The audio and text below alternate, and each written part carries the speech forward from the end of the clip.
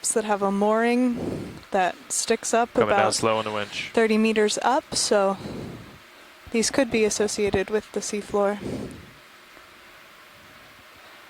Oftentimes you need to get a little bit higher off the bottom to track those odor plumes, the food trails that falling carrion and food falls leave. 5 meters That might off be a bottom. strategy of these guys here.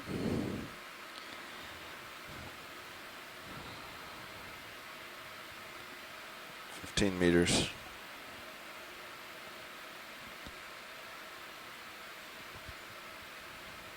Sirius 30. I have bottom in sight.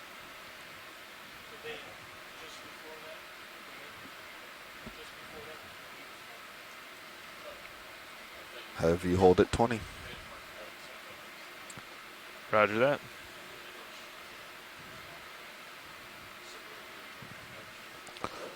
Well, we're getting our first look at the bottom here, and I see some sticks of some kind, so that's Winch, very co-pilot. encouraging. And we're at a depth of 4,241 Hey, I am going to hold at 20 meters altitude approximately. here, and that is likely as deep as we're going to get. Sure. You want to give us a call back when you're all set? We are already seeing a lot of, looks like sponges. Okay. And it is very cold Okay, down perfect. here, 1.44 degrees Celsius. Last I heard Sean was. If you're done in the winch room, can you head above and That's let me see only that on process? the order of 33 to 34 degrees Fahrenheit. I can verify that and get an exact Purple number for you. Holothurian in the scene.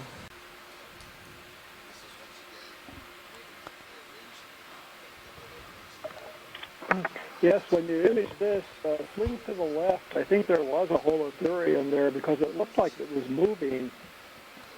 Yeah, thanks, Bruce Mundy. You got it. We'll have a look at Go ahead, that in a video. minute. Do you want your lower swing arms down, pilot? Sure.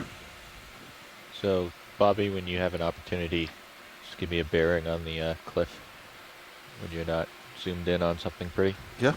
Chris Kelly noting that this was Go ahead, video, probably whenever you want. Poliopogon, but again, who knows at this depth. A good time to point out Just that as this a is good example of this an space. unexplored depth in this region.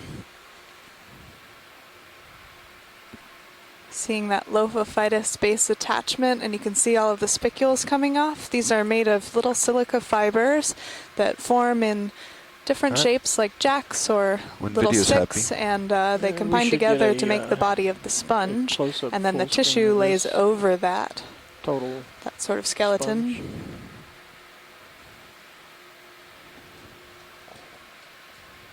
So I'm just getting caught up on the comments in the event log, which is our live chat room where the scientists are interacting.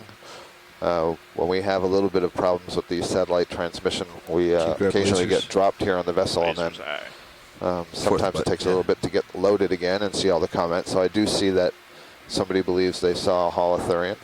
We'll have a look after we're finished looking at the sponge. Okay, video's clear. Very little sediments here on this part of the ridge that we've settled on. That's kind of encouraging if we're interested in the sessile fauna. And it's interesting because in most places at these depths, there's the There we go. holothurian. Great. Most Heard it- places heard the depths in request for Good eyes, Bruce. deep sea would be mud covered. So one of the reasons we wanted to dive on this feature is Chris, does that because shot work for it's you? poking your up wire quite cam? sharply. So we thought it might Yeah, be an is interesting that little full island zoom? I mean, is that in full the wide? sea of sand No, it's around it. definitely So not I full will wide. again reference that Devil's Tower photo on Just the come website. a little wide Just on that, if you don't mind. So this is a sea cucumber. It's an echinoderm, Right a relative there. of your sea stars, and this has this fan-like structure on the back. Do you think this is one of the swimming kinds? That's Yes, good. I do. Thank you. That's, Yeah. So that's a little bit of a hood. It's because it's an echinoderm, or like the other echinoderms, it has tube feet. You can see along both sides of the length of the body, there are these large podia. These are modified tube feet. But that structure that's a flap It's yours, video. that's swinging out above Little the bit head left. end is also modified podia. And they Give can you use that kind of like a heads up, I fin haven't that they gotten will any flap tracking on to help Sirius themselves for a move minute from or two position here. to position. And you can see the body's kind of transparent. We can see the tube on the inside. No That's tracking at a all, or reflection just of the terrible tracking? No intestine, tracking at all. and it's packed with sediments. Go ahead, Mackenzie. Yeah, these are deposit feeders. They're feeding on the sediments here. There's certainly enough for them to get a little bit to eat, even if we're not seeing too much in the way of sediments. And that tube in the middle, you'll see it takes a long time to digest things that have a lot of sand in them amongst the organic material that they're able to eat. But we think that it's also used as ballast, that it helps weight the animal down. And it's interesting because it is a deposit feeder. It is feeding on sediments. It may be selective in that it's not just going to indiscriminately ingest sediments. Maybe it's preferentially selecting sediments. There's a second one. Hey, co-pilot, can you check to see if you have any ground faults on Sirius? Is the fish on the left? I was going to say that there's not a lot of sediment here, so it's got to get, its mouth or the podia that it can use to grab sediments down and into some of those rocks, or just feeding on a thin veneer of the sediments of the rocks. The ridge that we've landed on, at least right in this position, is quite narrow. I'm not sure if this is the whole ridge crest or it's just a local feature that we happen to have come down on. Is this a sponge or a fish? I think it's a fish. I think it's a fish too. It's very slow. It looks like the one we saw on the last dive on this expedition that went to 4,800 meters. This is an ophidioid, a cusk eel. Bruce, are you on the line? I'm coming back up. He's certainly in the chat room. He says it is Lucicorus. So this is a fish that the previous expedition saw on one of these deep dives, and this is a huge range extension for this animal. It hadn't been found in the Hawaiian waters, and that you can see they have this kind of white color that's a little bit unusual for these cusk eels. These are in the family Ophidioidae. The name comes from the Greek ophis, meaning snake, and you can see it does have that kind of serpentine look. You'll see coming off the bottom some modified pelvic fins that the fish uses for sensing. These are looking for small crustaceans or small fishes to feed on. And these ophidioids play a really important role in the abyssal and hadal and a little bit shallower communities, but they're very rarely seen alive and very poorly understood. A lot of the previous information on these guys has been collected from a few trawls over the past 100 years, and we don't get an opportunity to study much about their biology or their ecology, so it's very cool to have the opportunity to see this alive. I think we're ready for a ship move. I'll come up and give Nav a sonar scan. So, pilot, there was another sponge down there when you're all set and ready with your move, etc. I do see lots of jumbles of rock. Thank you. That's bearing Scott, you were mentioning about the rockiness of this feature and the lack of sedimentation. I think oftentimes we think about the abyss as being one big sediment pond, but it's important to note that there's some heterogeneity in that environment. You get a lot of differences, different habitats in and amongst that abyssal plain. Absolutely, and this is a great analogy for islands, tropical islands that dot various places in the Pacific and the Atlantic Ocean, and you can think of animals that live on the islands or live in these shallow margins around those islands. The deeper waters around them are similar to the muddy abyss that surrounds this feature that's sticking out of the bottom. So we can't say that it's homogeneous over the fine scale. We can say that it's homogeneous over the broad scale, but there are lots of exceptions and small habitats that organisms can take advantage of. So an interesting thing about this abyssal ridge is it could be a little hot spot that attracts hard substrate fauna. So there's something kind of reminds me of a one of the flat ctenophores, except oh wow, indeed. This well. Yeah, I'm trying. Tina Molitsova asking Echiurid. I'm pretty close. Backing away from that and asking I don't think hydroid. it's an Echiurid. Well, I'll bet this is some very odd hydroid. I mean, so it has the base of the structure looks like a choreomorphid, one of those giant solitary hydroids. And I'm wondering if these are something like gonophores or something that are coming out along that. So little egg sacs or reproductive organs all the way around. Is that a viable rock? 2 for 1? It does look like a good question. I think it could go in the bio box.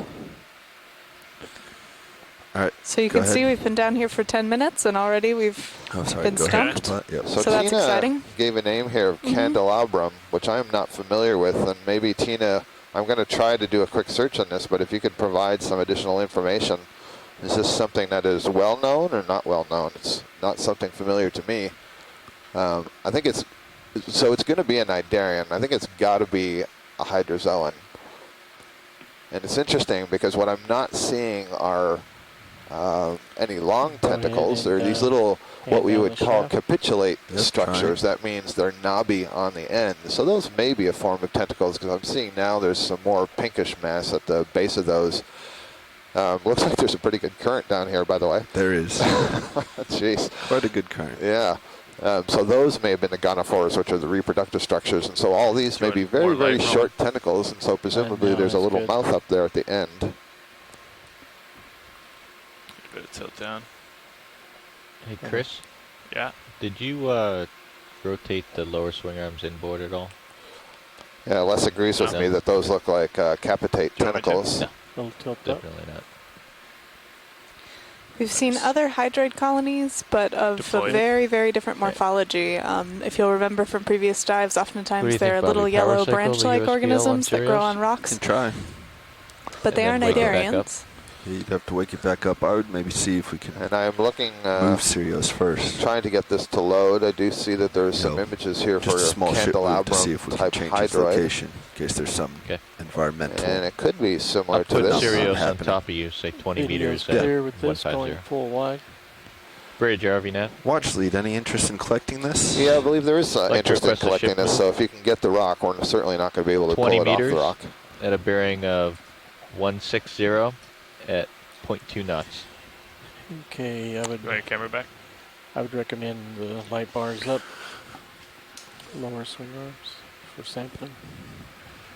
What do you mean? So already here Yeah, at negative 4,241 20. meters, we're seeing a pretty At a high bearing abundance 160 of at fauna, 0.2 especially knots. a similar abundance compared to what we've But seen the on upper, you previous tend to dives. take one Thank and you, Bridge. point it backwards. We will see how that changes or continues as we continue on up There you go. this slope here. Do you want your lowers stowed? Doesn't matter to me. You do whatever. Degrees Celsius, and it's more haven't similar heard to what you find in Watch shallow the water at the Express poles. interest in it. And All right, where are we headed? there's some evidence to suggest that 140, there may I think. be emergence of deep water taxa that at right shallower waters in polar regions looking because at of the the sonar, homogeneity temperature in the water thinking column. That is 140, that the entire water column from 4,000 meters So I'll start up you to moving. the You shallow thinking waters a is continuous move cold, at like and so there's 6.1? less of a physiological Just we're constraint so to deep that organisms if we moving up and down through the water column. Yeah. Of course, It's there's just still gonna be I'd like- say pressure 0.1's differences, fine, but the yeah. temperature Sure. difference is removed. We can speed And those it up. pressure and There's not temperature much here. differences are really closely I'll do interlinked in 40 terms meters of right the now, way looking at your sonar. a cell or an organism pretty needs to clear, adapt. so So it's a very interesting with area 40. of research that I Okay. think Sounds good. Can Go we ahead. see if will we can will see be one those thing that people are investigating in the future a things lot. I'm seeing in HD2? So we have if another it tilts stocked up towards the sponge light here. bar?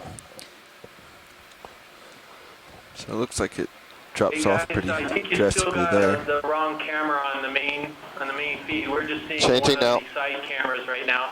Thanks, Chris, for changing it now. And you should have the Great, serial Jeremy, now. speed back on stream number 2. It looks like a Like pretty to narrow request a ridge ship up move? here. 40 meters, 40 meters, bearing 140 degrees. The orientation of the 0.1 ridge knots. that we are climbing today is almost north to south, maybe a little bit northwest to southeast. That's correct. And I'd so like to the request general heading that you'll that see most of the time for the you, ROV is looking give me an to update the when we south, have a few southeast. meters left in the move, say 5 or 10 meters left in the move, and we'll probably add another move after that. Okay, coming back Thank you. down. immediately in There's a front of fish us. on the left. And So from a fish distance is out of here, it reach. looks Henricia-like. Let's go That for is this sea-star. relatively simple in body plan. Maybe there's one of those shrimps Go that Roland was referring to. It may have been an amphipod. I called it a sea star. This is an ophiuroid. I apologize. I shouldn't call it too soon. This is a brittle star, and these should be really quite common down here. Very well-known denizens of the abyssal zone. So watch lead, this is RV nav. Go ahead, Nev. So I've started a ship move at 0.1 knots along the ridge. We've been talking a lot do we about the have a different goal factors that of can good structure hitting the last communities, waypoint? especially in the deep sea that here, and like how it's previous very dives, difficult we'd to like kind to hit of that before the tease end of the apart dive. whether it's the current environment or the pressure at a certain Oh, so- depth, the okay. temperature, So, the the oxygen question I don't know how you want me to. It's, if you see, they're actually elongated. Do you think they're amphipods They or do little seem- crustaceans? I think crustaceans of some sort. They have Yeah. antennae in my views. I can't get it to show up in the main HD camera, but So let's carry on.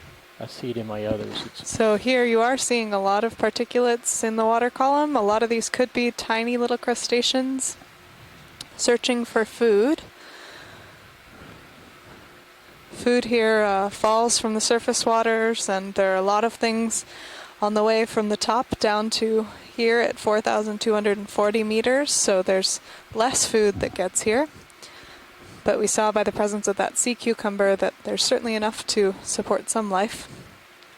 Hanging from more than 4 kilometers of wire, and if you can imagine a pendulum swinging, Go ahead, video. and the time it takes for whatever's at the base of the wire or the pendulum to stop swinging, you can get a good impression of the way the system is set up, the ROVs on the end of this wire, and then in order to get a move, the ship will move it to surface, but it may take some time for that to be translated to a movement of the ROVs. If you'd like to Sorry, get lot a of noise better in my look ear. at that, you can check out Stream 2 on the website, which will show the view from the Sirius camera sled that accompanies our Deep Discover ROV here. The sponge is of the Video's genus clear. Caulophacus, Okay. we believe, based on an identification by Chris Kelly at the University of Hawaii. And this is another one of those glass sponges in the group Hexactinellidae, and we'll continue to see a beautiful diversity of those in the deep sea as we continue along. There's Video, something let's white go on in the here rock real there. quick. It's a barnacle? No. Anemone? Coral? Anemone? Maybe an octocoral? Or No, it's an sorry, anemone. I think you're yeah. right the first time. Yep. We haven't seen any of the white anemones, so we are likely to see some species that we haven't found on previous dives in this area. It'll be interesting to see also if there's a little bit less color, maybe a reflection of the diet, but Okay, let's come on.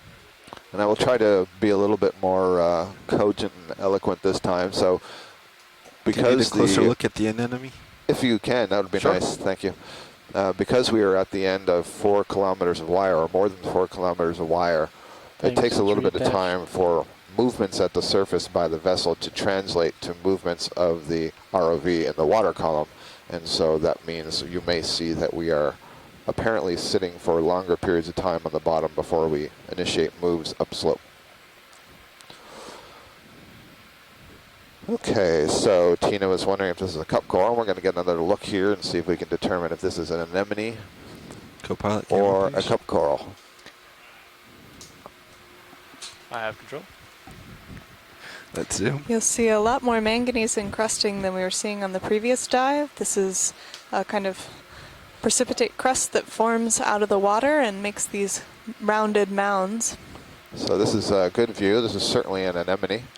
It's not one I recognize from our shallower dives. It has kind of a depressed oral disc that is the center part of the upper part of the polyp around the mouth, and between the tentacles is kind of lowered down, and the mouth is raised up a little bit on a mound. Thanks, Bobby. That's good.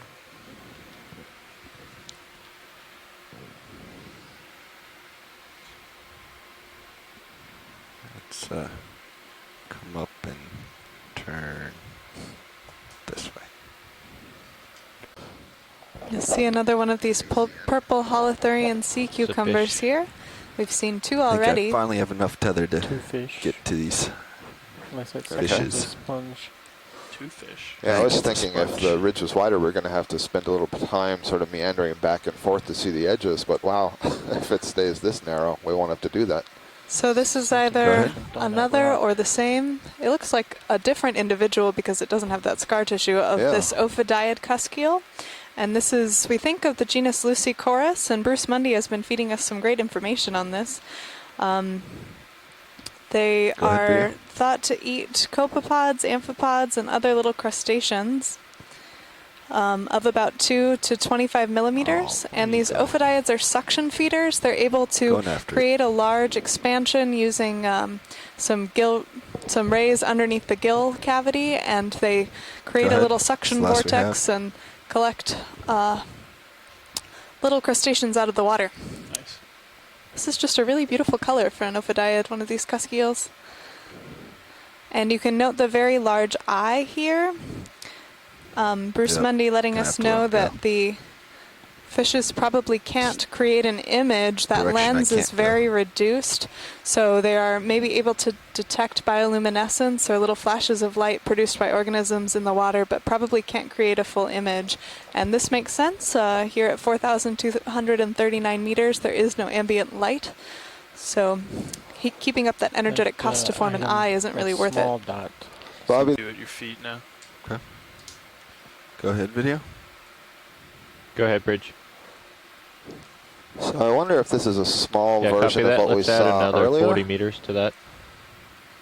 You can see the So 40 meters, bearing 140. nest of at spicules 0.1 that's attached to the rock. How's your light rolling? Not very good for this one, but And I I've don't know what to disconnected, tell so you. I'm not going to. So, Chris, if you want to Nah, turn it give back us on. any comments about this sponge over the telecon, if you can see it. I'm Baskets not in the event log right now. Lit up the last couple days. Okay, Scott. Well, the attachment is Lophophytus, which gives us some clues. So it's either going to be in the amphitoscopper top or the group, bottom I of my think, waveform. and it could be a hyalinema. Oh, let's come on. Go ahead, Or Brady. it Go could be from the other in angle, 'cause there's an associate. Euplectelodine, Yes, they please. also Let's have this continue the Lophophytus updates attachment, and that would be in for the rest of the dive. Looks like we're going to try to sort of keep a Great. continuous movement. We're going to have a look because at this we're so other deep. one here, Chris. Looked kind of an interesting shape. I couldn't tell if it was a And, closed I don't know if my previous watch vase discussed or it. Oh, we're going to get a different look here at this the first sponge we were just imaging. Go ahead, video.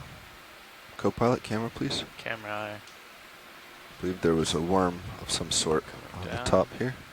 All right, so I still haven't gotten Sirios. And Chris, So when we my first first sat thought is to down, we try to saw wake that up rather again. large, Yeah. I call it a polyopogon, I don't know if that's what it was, but we saw a large one that So we're also gonna had lose this sort of tracking base, for and a I'm little bit wondering here. if this Copy. could be the same thing. There's a polychaete, a scale worm, don't have tracking. polynode scale worm on top of the sponge. Well, we'll lose the ROV. Yeah. Well, it could be. Just that not full sure. It's just got a weird body shape on They're top of the called roots. That's Yeah, all. Yeah, Yeah, it could As we be. go up, we can get more of the worm. There's an awful but lot of got a roots. full image right now. given the size of the sponge, isn't Call it. Tilt up a little bit. Coming up. Yeah, it sure does. That's max. Not much left. Yeah. Okay, you seem to be happy with that. We A can nice move on. view of that let's come on. We're Polychaete just are gonna very rotate. common in the deep sea. To this other. So now we're going to have a look at the second sponge here, which is somewhat larger. There you go.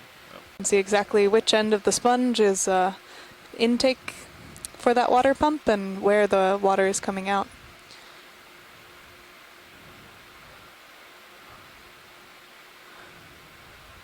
This one, not familiar to Chris Kelly, one of the ones that Yeah, go ahead. we haven't seen yet. Yep. You can see that very large osculum opening at the top. Coming down. I think you're all the way. So down. the structure that I'm seeing through that sort of outer layer does look similar to some of the things we've seen shallower, but the overall morphology of the sponge looks very different. And it's a good point and raises one of these tricks about identifying some of these organisms based on their larger morphology, the shape that we see in front of us, versus something that the taxonomists really use, which are the little spicules, those silica fibers that Backing up. form the skeleton. Okay. Exactly, very well said. It's why many of the sponge biologists don't want to try to identify the sponges from a view like this, even though these are great views. You get really close, you can't see that detail, and it's unclear exactly how the sponge responds to its local environment, and how old it is when you're seeing it, and how its shape may change as it ages. Spinning my head And one of the tricks with this particular individual is that the attachment is kind of buried between these two rocks. Yep. So that's a useful identifier, but we won't be able to find it on this one. Okay, a few more seconds of this. Video's clear. Okay. Let's hold it there just for a second. Interesting little sponge. It's only about a hand width wide, what you're looking at there. Chris, can you power Including cycle your the fingers. USBL? Sure. Let's come. Oh, I'm going to take camera back. Go ahead. It's just a quick snap on the stock. Relay off. This looks like Back the stalk of a sponge, and now dead. So possibly one of those Caulophacus sponge we saw earlier. Just curious if the two might be related somehow. And they Well, absolutely they're could certainly be. both That's sponges. Yeah, but it could be that That that was is the tumbled stalk. off of there. It's just the stalk looks like it's been dead for a longer time. There's another one. Looks like the skeleton of another glass sponge. Okay. Is that what that is, or is that little? It's a different type. Oh, we It's could a have a reef. closer look at almost, that. Have a closer look at almost, that. you know, from this distance, it looks like a sabellid worm reef. I would not expect one of those down here. Probably a dead sponge. Yep. So we've already seen, I think, 5 varieties of glass sponges.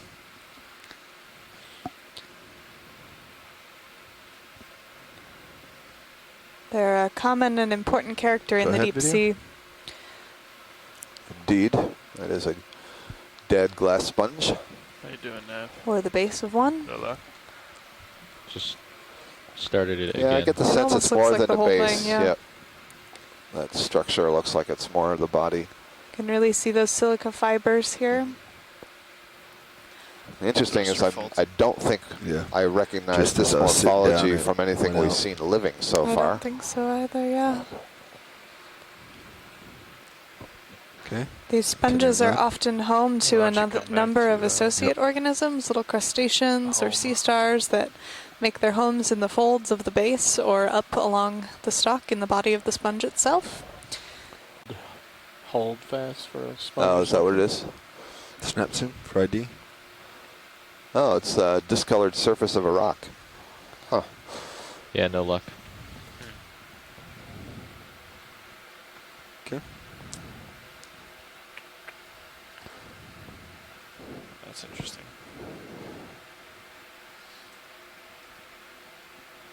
Could we look at that sponge on? Here, and that may be a theme of the dive.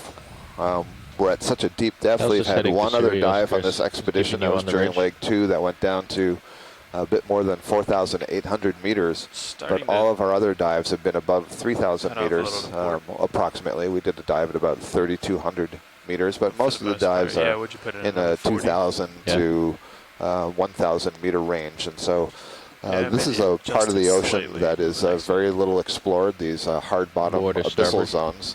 No. And so on top of the Go fact ahead, that this video. is exploration and port. nobody has ever been on this feature before, there's relatively 130. little study of these hard bottom features in Come the around, let's see if we can global abyssal get ocean. square up in sonar. Well, It's so So a hard lot to of tell. these species may be I'm unknown not to us. sure. It's not a good Yeah. barometer of that. When he picks up, we'll get a better Yeah.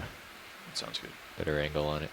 You can see that Lophophytus attachment. This is that separate collection of spicules that forms the base there. Going for And these attachment points really give you a good sense of what a silica spicule is. And those you see look like long threads. They're very hard, very brittle. lasers are But clear. in the body of the sponge itself, there are many other kinds of shapes. You don't want lasers. Hooks, and you've referred several times to jack-like structures. Thank you, sir. Quite a diversity. So if you want, do an internet search for images of sponge Videos, spicules, and you'll see just an incredible array and variety.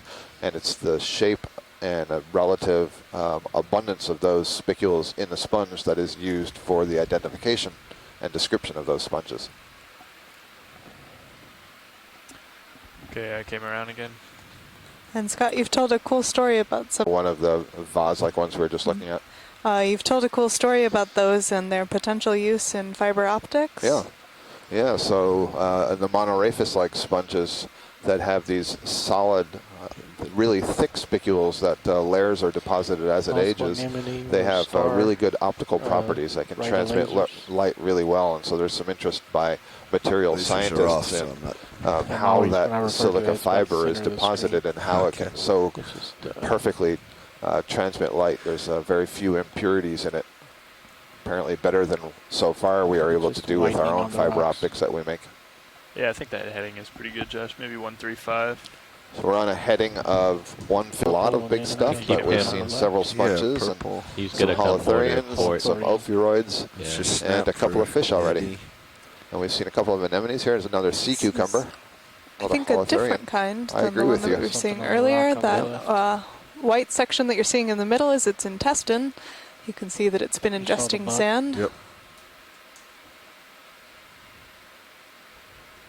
Maybe it could be the same one. Yeah, looks like the hood is just kind of folded over.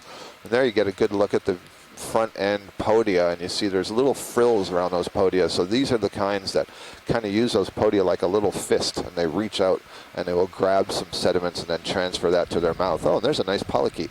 There's a scale worm. Great view. I don't recognize the shape of this scale worm. I don't think this is something we've seen before. These are relatives of your annelid earthworms. In fact, they are annelids. They are annelids as well, but the earthworms are oligochaetes. They don't have those scales, or the little legs coming off the sides. The polychaetes have a lot of them and a huge diversity in the deep sea, and play an important role as prey items for a number of different species. So we have a question coming from shore that maybe this can be directed to the data guys or the video guys. So in Dry Lab, if you're listening, and the question is, what satellite is it that the Okeanos uses for communication? And we're looking at a shrimp here. This is probably also a nematocarcinus. I would some agree of the with ones you. that we've seen based on those long spindly legs. And you can see a cool sheen coming off of these little chemosensory antennae. These are sensing I think that's good for particles in the water column. It's been out of focus the so whole the time. shrimp can find food. You want me to get a shot of the... Yeah, so... Hi folks, this is Jared in the Dry Lab. I just heard you asking about our satellite. Off the top of my head, we're either on an Intel or an Inmarsat 177, and everything is run through a VSAT, which you've heard us mention many a times, and that's an acronym for Very Small Aperture Terminal.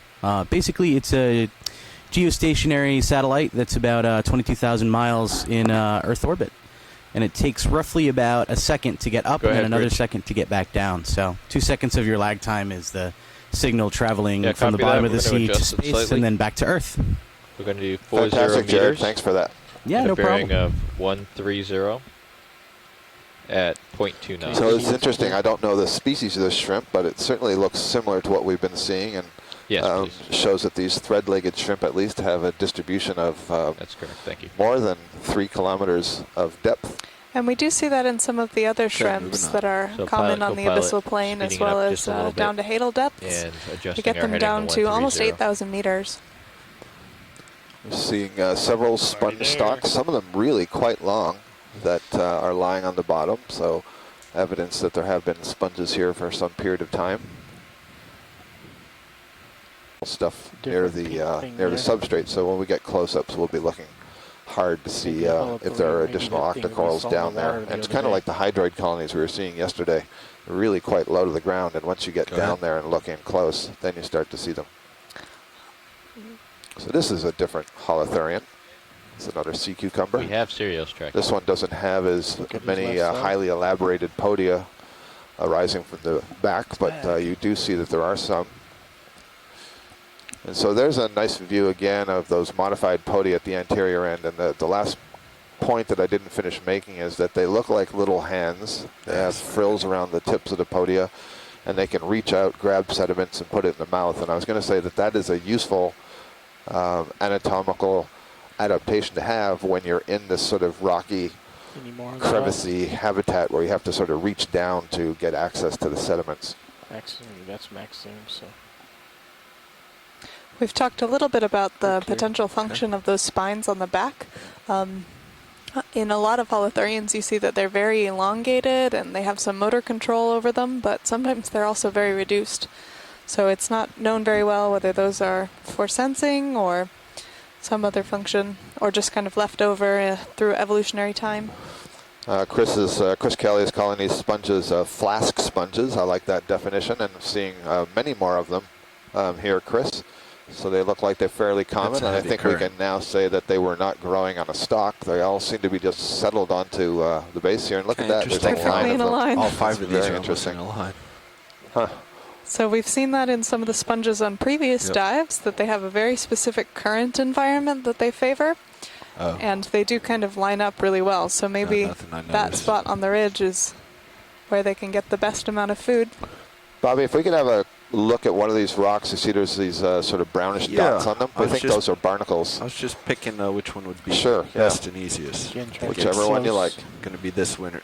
So several rocks in a row in the center that have these structures that we suspect may be barnacles, well, we got which is a kind of crustacean. Go ahead. And then no more. And then no more. Is that white anemone again? They are indeed. They are indeed. Good call by Les Watling. These look like the ones we were looking at yesterday. I think these are, maybe Les can correct me, scalpellid barnacles. Sorry. Or verrucomorph barnacles, one of the two. They're basically acorn barnacles. They don't have a short stalk. Instead, those plates, the valves, are fused quite loose, more or less directly to the substrate. I'm going to go for this bigger one here and put my back into the current. Asako Matsumoto, who's joining us from Japan, is suggesting that the flask sponge may be a type of Rosellid in the family Rosellidae, and she's throwing out a genus name, possibly Acanthascus. Big ones on the upper right. Thank you, Asako. It might not anymore. I just. Oh, I see another one of those hydroids in the background waving. So that's great. Came down pretty hard. So and here you can see some of those barnacles with their legs extended. These are known as cirri, and they stick up into the water column and allow the barnacle to collect food. So oftentimes in the shallow water, you'll see these beating back and forth. Mary Wickstein was the crustacean expert was letting us know that in the deep sea, they don't beat quite as often. They keep them up in the water column. You can see these kind of fighting against the current here. Nope. Scared that guy. Maybe he gets some food.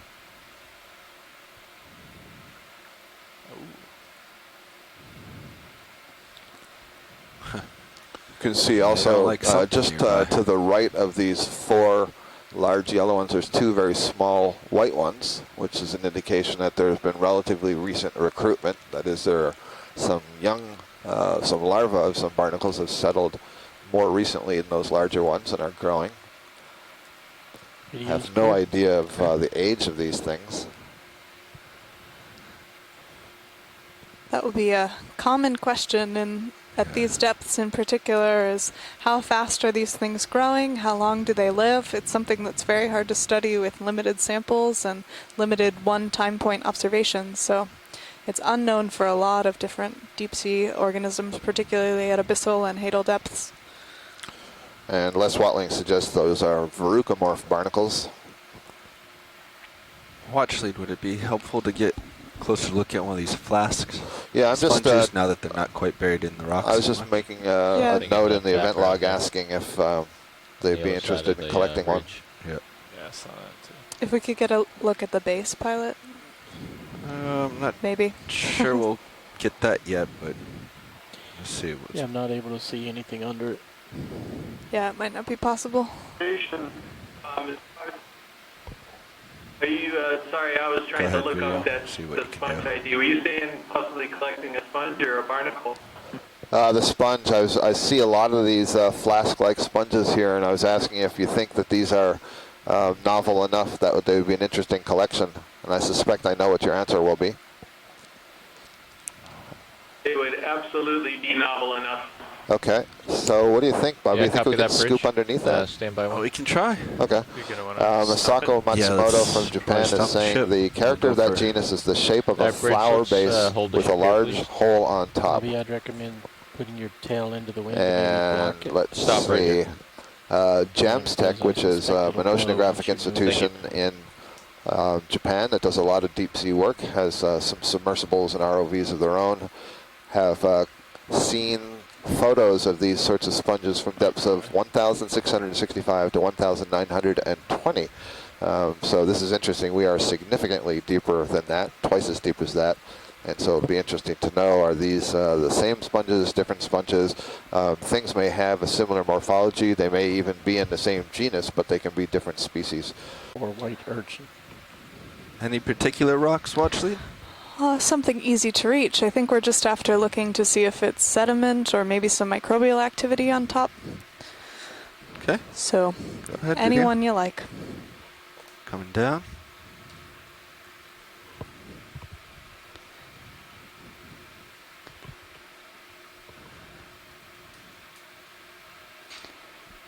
Good time to mention that there are microbial biofilms and a collection of microorganisms that grow on a lot of different surfaces in the deep sea. There are also microbes that grow that are growing in the water column itself. And this is another very poorly understood area of deep sea biology, is how these are interacting with the environment, what role they play in providing nutrients and reprocessing things for the organisms down here.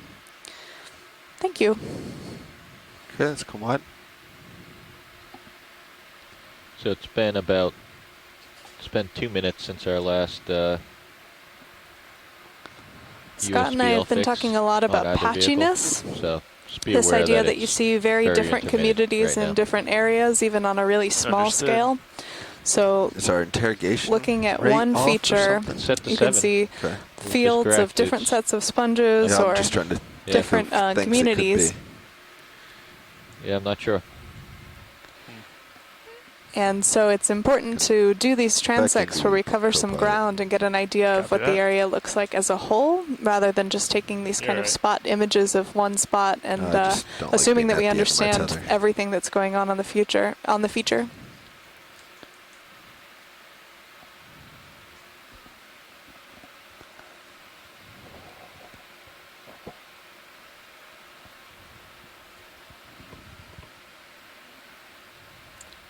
High voltage comp down to 22.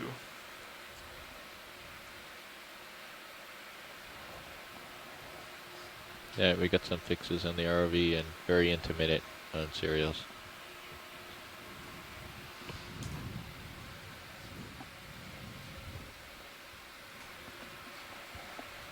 Wonder if it's the hard return on the substrate. I don't know.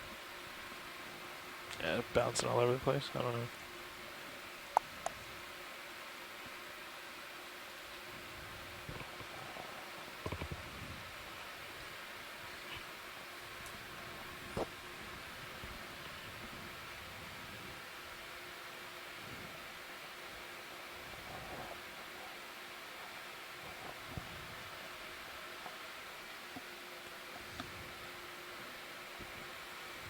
Both your lights are out, and your swing arms are down.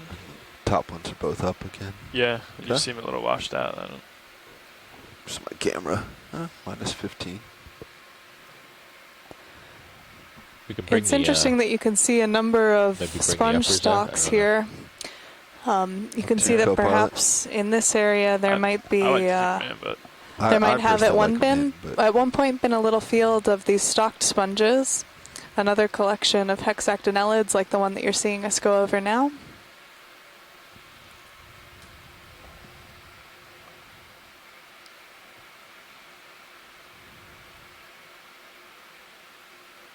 Its environment.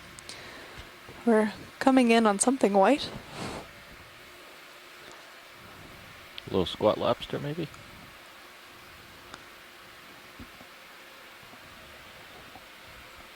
it's Roland's favorite. Roland, what do you think that is?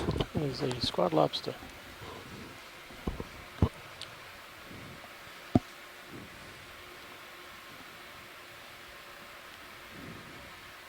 All right, go ahead. So it is a crab. Oh, it's a crab. No, it's a crab.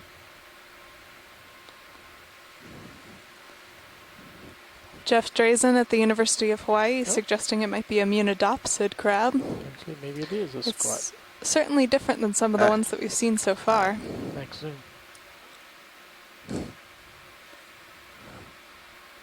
You can see Co-pilot. it flicking its antennae Yeah. there, Help, so please. it has little chemosensory structures that are able to sense particles in the water, and it's looking for food or different cues, different hormones in the water maybe.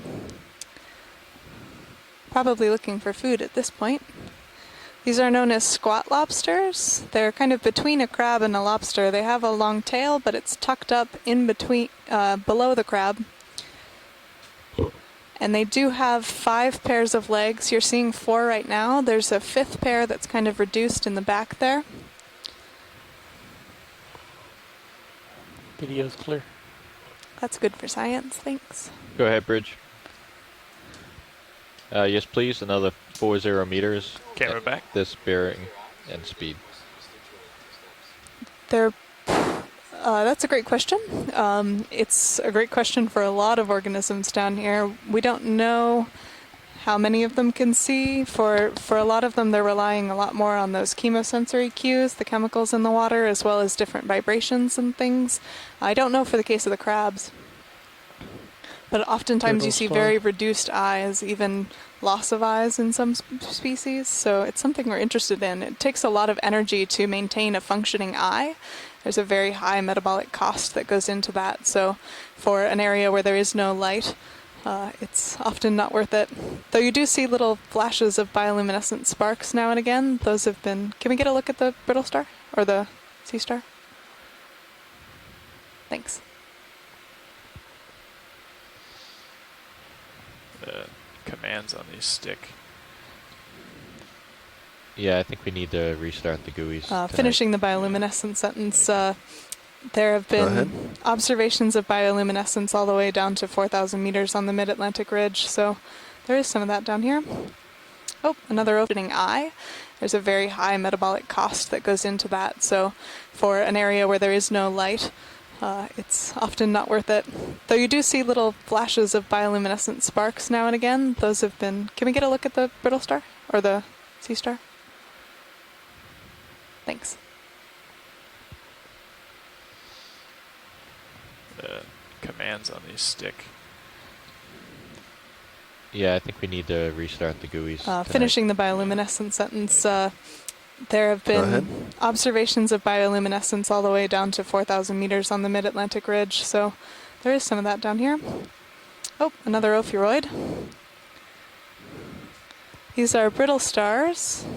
Another group of echinoderm. Got it. These are actually a relative of the sea cucumbers that we were seeing earlier in that 5th phylum, Echinodermata, which gets its name, spiky skin, from a series of ossicles that form in the skin on these sea stars, as well as the brittle stars and the sea cucumbers.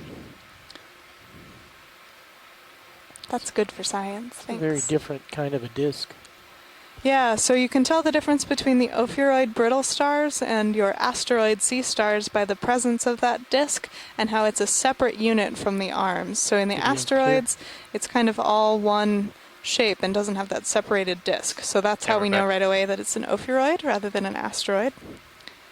Ophiuroids, very common characters in the deep sea. We see them associated with either the bottom substrate or hanging out on sponges, on corals, all over. Here very long, but we're happy to be here. Excellent. So we had a little bit of a look at these white things on the rock, and we think they're barnacles, but if we're waiting for a tether, then that would be a great thing to look at. So, pilot, our bearing is 130 at 0.2 knots. 130.2, roger that. Gonna do a quick swoop down and look at the small world, and then I'll proceed. Okay, Dave, I'm looking down at you 55 degrees, so you got a little bit of time. Righto. Thank Sorry you, Jeff. about that, Watchley.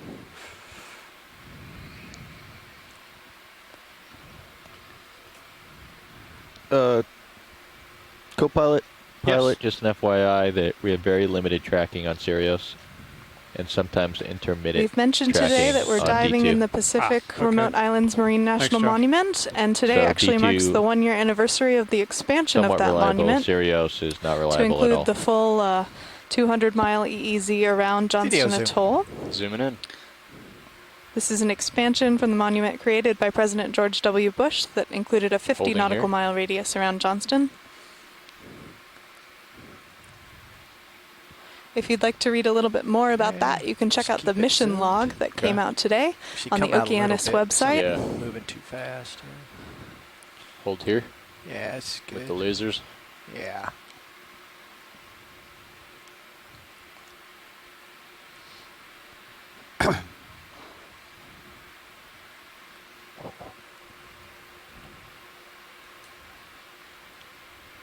Josh, is there a reason HPU is up and running? No, Chris just left it on. Okay. He's been leaving it on. Okay. Well, I'm Yeah, gonna I mean, zoom out a whatever you bit. wanna do. If you don't Yeah. mind tilting the camera down, Sure. we're at full wide. We'll just get it right in the light pool, and I'll zoom back in. Okay, I'm scooting over here to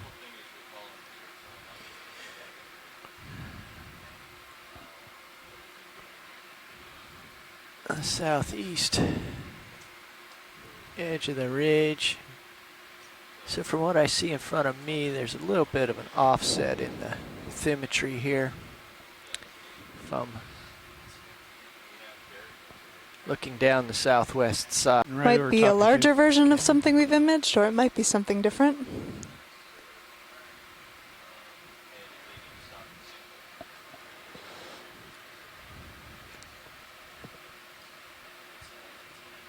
These again are all glass sponges in the group Hexactinellidae, and that hexactinellid name comes from, again, those spicules that we were talking about. All of these sponges have a 6-pointed little jack-like structure, a spicule, that puts them in this group, as opposed to the demo sponges, which are the other group.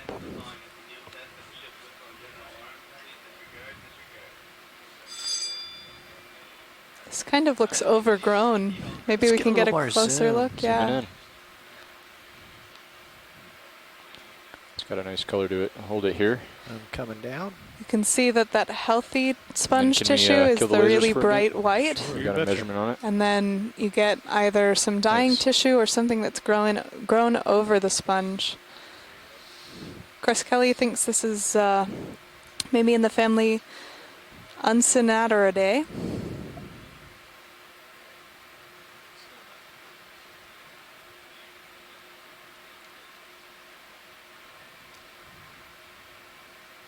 I don't know if this is some sediment that's been kicked over the sponge, or if There's something the crawling sponge on the itself is left. dying. And we do see maybe a little crustacean here crawling Mind on if the I zoom in? sponge. Go ahead. I mentioned earlier that sponges are great places Holding to here. hide out. Oh, it might be a little polychaete worm. Yeah. So they have not only all these crevices that offer different areas of protection, but also they're filtering organic matter out of the water column. So you get zoom an out a bit. area that has a lot of Just here. food for bit things here. like little snails or little crustaceans that are able to hide on the sponge and call it home.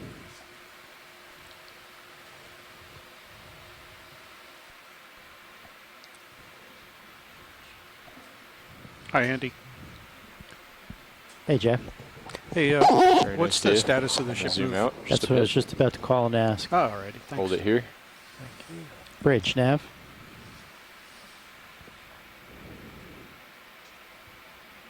Bridge, what's the status on our current move? Just ended. Thank you, Bridge. Tree's starting to come back into line with what I observe here. Only maybe 4 or 5 meters. Can we have a close look at this red thing that is to the left of the sponge, just in your lower center? Yeah, it looks like a shrimp. At the risk of being called out for being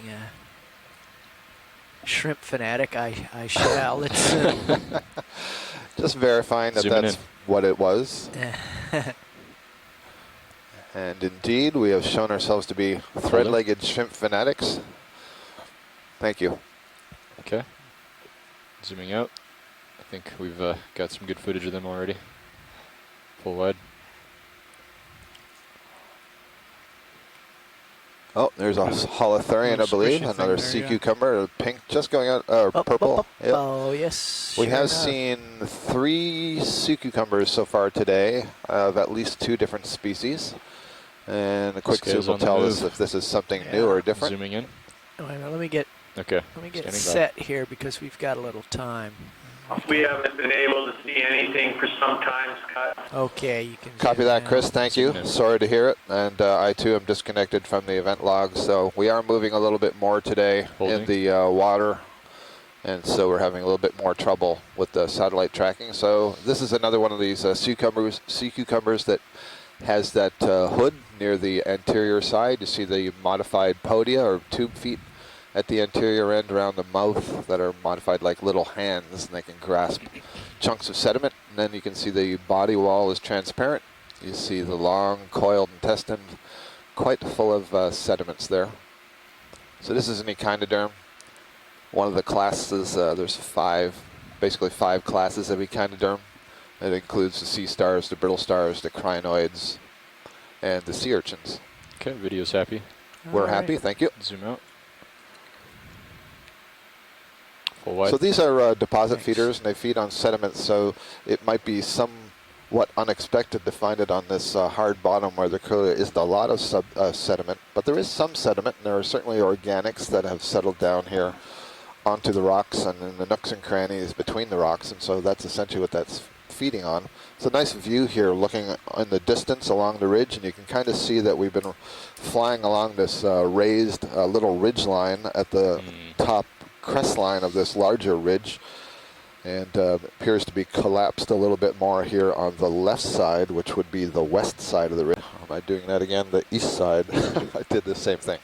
The east side, then the west side. Pilots now. So what's this bright white object on the rock on your Yes, right, ma'am. Dave? So it looks like we're about done Maybe with just that a move. base of a sponge, but we'll have a look, Another make the sure we're same. not missing something. 40 meter, 140 I don't degrees. think that's going to be a sponge. Dave, is the strike of the ridge still about 130? Oh, It no. looks like in it's a going to be a second. crab to me. It Looks like a was. squat lobster. We can zoom, Dan. A munid squat lobster, I believe. Yes, indeed. This is a Galatheid crab, squat lobster. Holding here. Mary Wixton, who is not with us right now, she sent me an email earlier and said these squat lobsters are likely blind. They belong to the genus Munidopsis, and they have bushy mouth parts, so you can see just below those sort of orange-colored eyes, and they macro if you use like. those to brush food particles off of the substrate. But they could also use those long arms with the claws at the end to tear up their food. And she says that this group of squat lobsters are among the deepest decapod crustaceans known. So a really nice view there. And these are kind of a common thing to see when you, for example, look at photographs from towed cameras over mid-ocean ridges. You often see these white spots that turn out to be these Galatheid crabs. And these are related to, fairly closely related to hermit crabs. You see they have 4 pairs of legs. These belong to the Decapoda, which would Go ahead, suggest 10 legs, 5 Thank pairs. you, Bridge. These do have a 5th pair of legs, but you see those little knobs towards the back there. That's basically a fold in a very reduced 5th leg, and the rest of the leg that you can't see is tucked up underneath the abdomen. You can see the antennae flicking there, and then just a little bit lower down, you see some of the mouth parts that Mary was talking about. Those mouth parts are flicking back and forth, generating a current and possibly kicking in some particulates in towards the mouth. He's detected our presence. Yes, he has. He reacted to the pressure wave when I landed, and he's getting eddies off my propellers and every. So it's a good observation. Mary indicated that they're blind. You still do see that they still have retained the eyes morphologically, those 2 orange structures, but apparently the optics don't work in the eyes, and so probably use those long antenna and the short antenna to detect vibrations in the water column. Okay, we That's come good for out, us. Dan. Yeah, that was great. Thank you. Full wide. So the same heading pilot, 140. Yeah, let me pop up here and confirm that.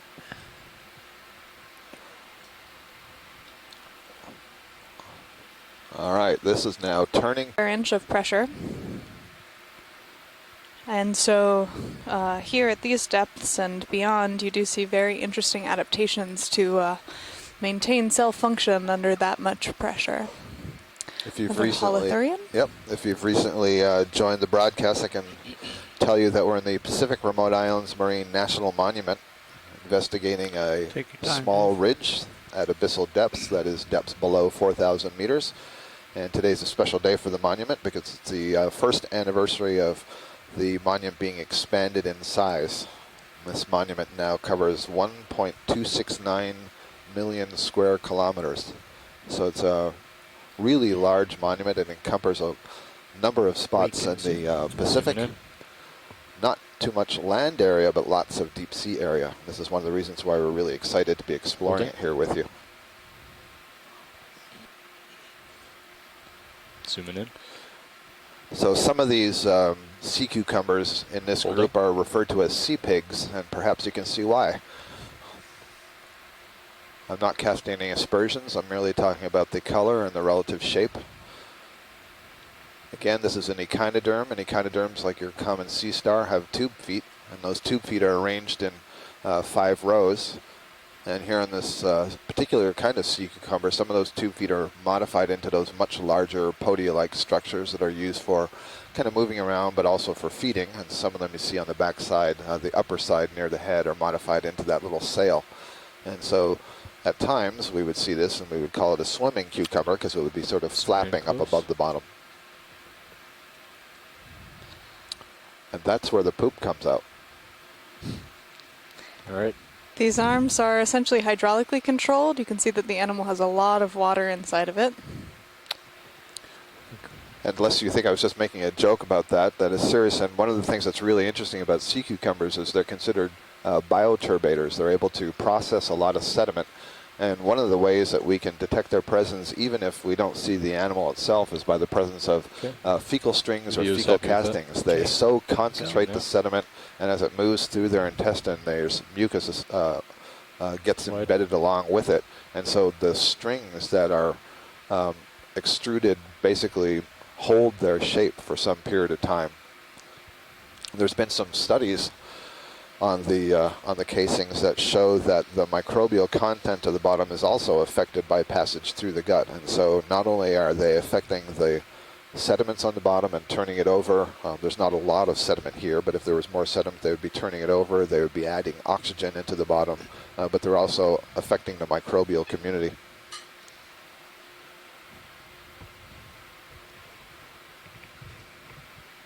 Steve Haddock from the Monterey Bay Aquarium Research Institute just made an interesting observation that these holothurians can be bioluminescent. All kinds of secrets. And Steve has done a lot of work on bioluminescent deep sea animals. Might inquire whether we need a low light camera or whether we might see that with a normal sensitivity camera if we turn out the lights. Okay, for the moment, unfortunately, we've lost the event log, but we can ask that question to the shore side. So, Steve, the question has been posed. If we were to dim the lights, would that be sufficient to see some of that bioluminescence? Or would we need special lighting in order to see it, special filters? I guess a calibration of our sensitivity is we were able to see the coral. That's right. Bioluminescent reaction. So if it's on the order of that sort of luminosity, we might be able to see it. Right. I guess the follow-up question along with that is, what is the stimulus needed in order for the bioluminescence to occur? So, Steve, if you are hearing us, we did do a little experiment several dives ago. We were looking at a bamboo coral, a Lepidopsis olapa, and so we dimmed all the lights down, most of the lights down, I think most of the ones on the ROV-D2, and maybe left some lights on Sirius above us, and we're able to stimulate the bamboo coral with the manipulator claw, and we could see the blue light emerging from the specimen where the claw intercepted it.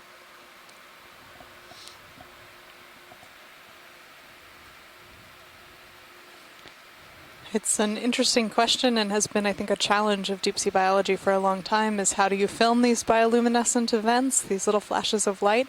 And if you're filming the light, then how do you film the organism that made the light? So there's you have to basically be able to turn off the lights and see what made the little flash. There are these things known as splat cams that have a screen over a lens, and they essentially go through the water and disturb little organisms to create this bioluminescence response, these little flashes.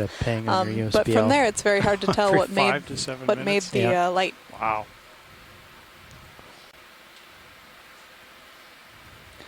So this is a different sea cucumber than we've seen so far.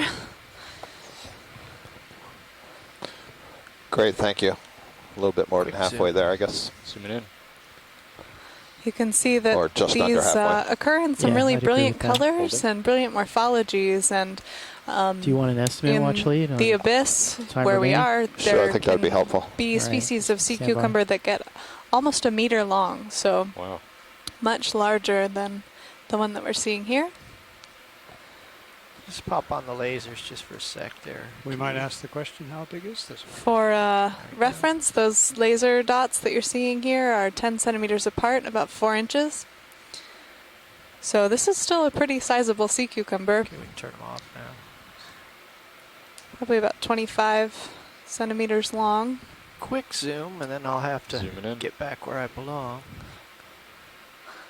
You'll see that this one has sort of a frilled skirt, that kind of pleating. This is a way that we are able to tell the difference between some of the species. And this doesn't appear to have that large adapted fin, so this probably isn't in that synallactid group. So if we did one continuous move, but you can see in the center the digestive tract, the intestine there, greater than 82 minutes, full so of an hour and sand 20 that's minutes. been ingested. Yep, that's the low bound for how long it's gonna take us to get there. It's good for science. Thanks.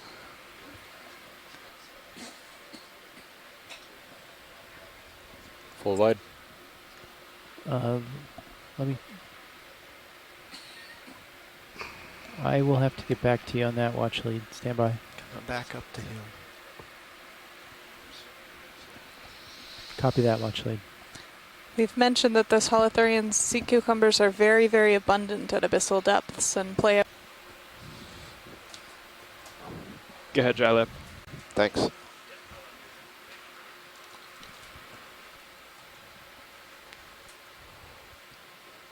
There's a polyopogon sponge. You can see all those more brownish skirt of sclerites that are holding it onto the rock. What Chris referred to as lophophytus. I said sclerites, I meant spicules, I apologize. Do you want me to follow or maintain heading? Yeah, you can follow. I mean, we're just going along this ridge. Yeah. There's a lot of overlap in some of the terminology, but some slight differences too. Yeah, in fact, they used to call them spicules in the octocoral world. Really? Yep.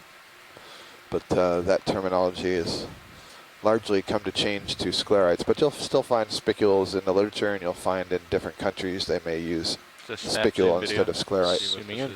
Again, a lot of the terminology comes from the Greek and Latin, so that's why we get a lot of crossover.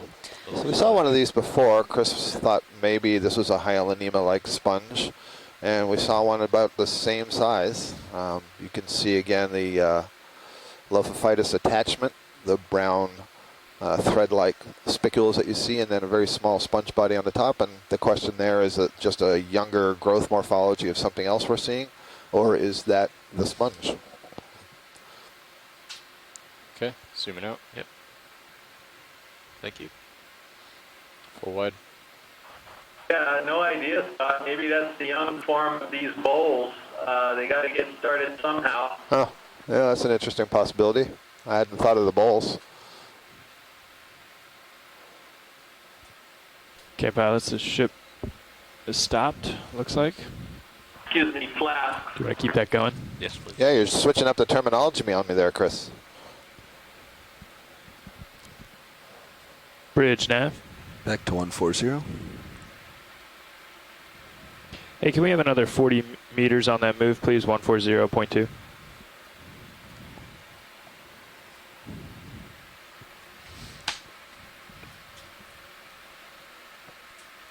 Looks like a very thin stalk here. Sure, This 140 looks like degrees. almost has nodes Come on on in, it. video. Point two. No, come on. Don't be so hopeful, Scott. Thank you. Holding I here. thought I saw them too as we zoomed out, but I think it's not got quite here. amphipods, though, on the stock. Sign further when Yeah, you're ready. go ahead. See Or two maybe structures. could be amphipods or barnacles. We'll see as we come in. Or something different. isopods, maybe. There is one polyp on this stock, funnily enough. I think it's a hydroid. Yep, there's a hydroid down there. But what is this fella? I can't tell if that's the legs extending up in the back or just some long antennae. Yeah, go ahead. I don't know Pulls many in. amphipods to have those in. Yep. Trying to hold moving it closer. here. Okay. Yeah. So that's a sponge. Boy, Chris, get excited. I wonder if this is a very fine You want me to zoom out a bit? cladorized I can't. sponge. Yeah, hold on. I'll bring Because it I can back. see some very fine, almost filament-like spines all the way along that stock. All right, come out a little bit. Zooming out. Yeah, that's Looking what I down was on you. thinking. It's got some Holding here. similarities to the one that we collected Yeah, up in come the on in. Northwest Hawaiian Islands. So then the question is this amphipods or isopods that are sitting on it or that are trapped on it?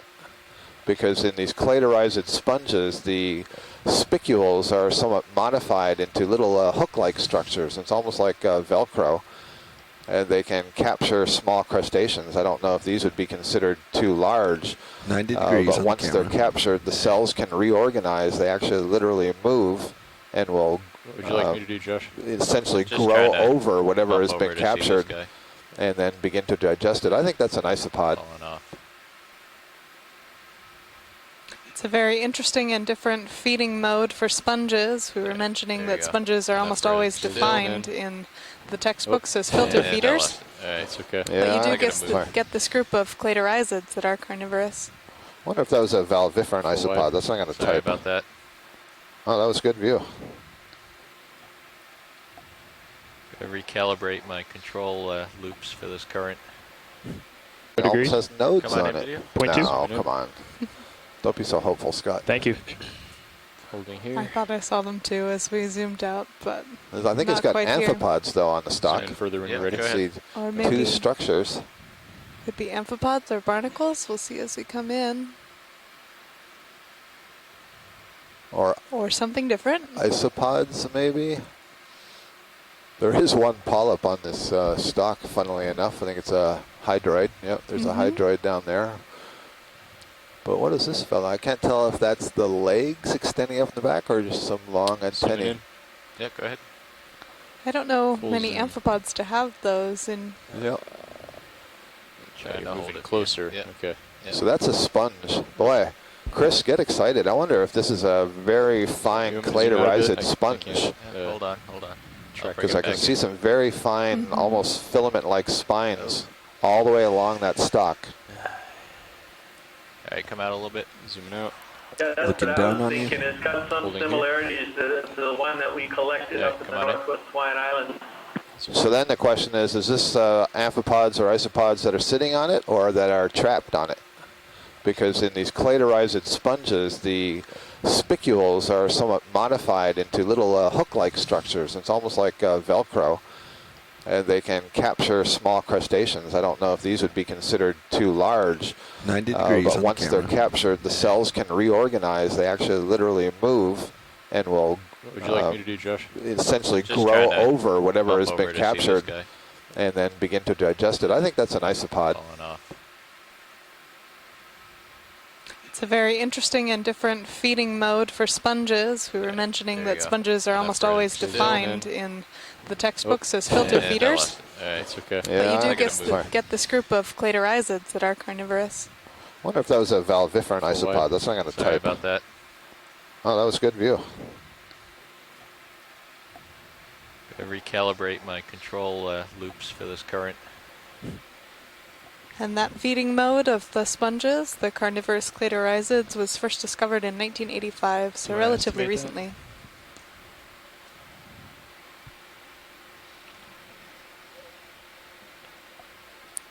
There's some interesting feature. Much more angular rock right here. This does look like this is broken up. I wonder if there's anything small here. We talked about that manganese incrustation that kind of forms over an area over time and gives it that very rounded look. And it looks like this doesn't have much of that at all.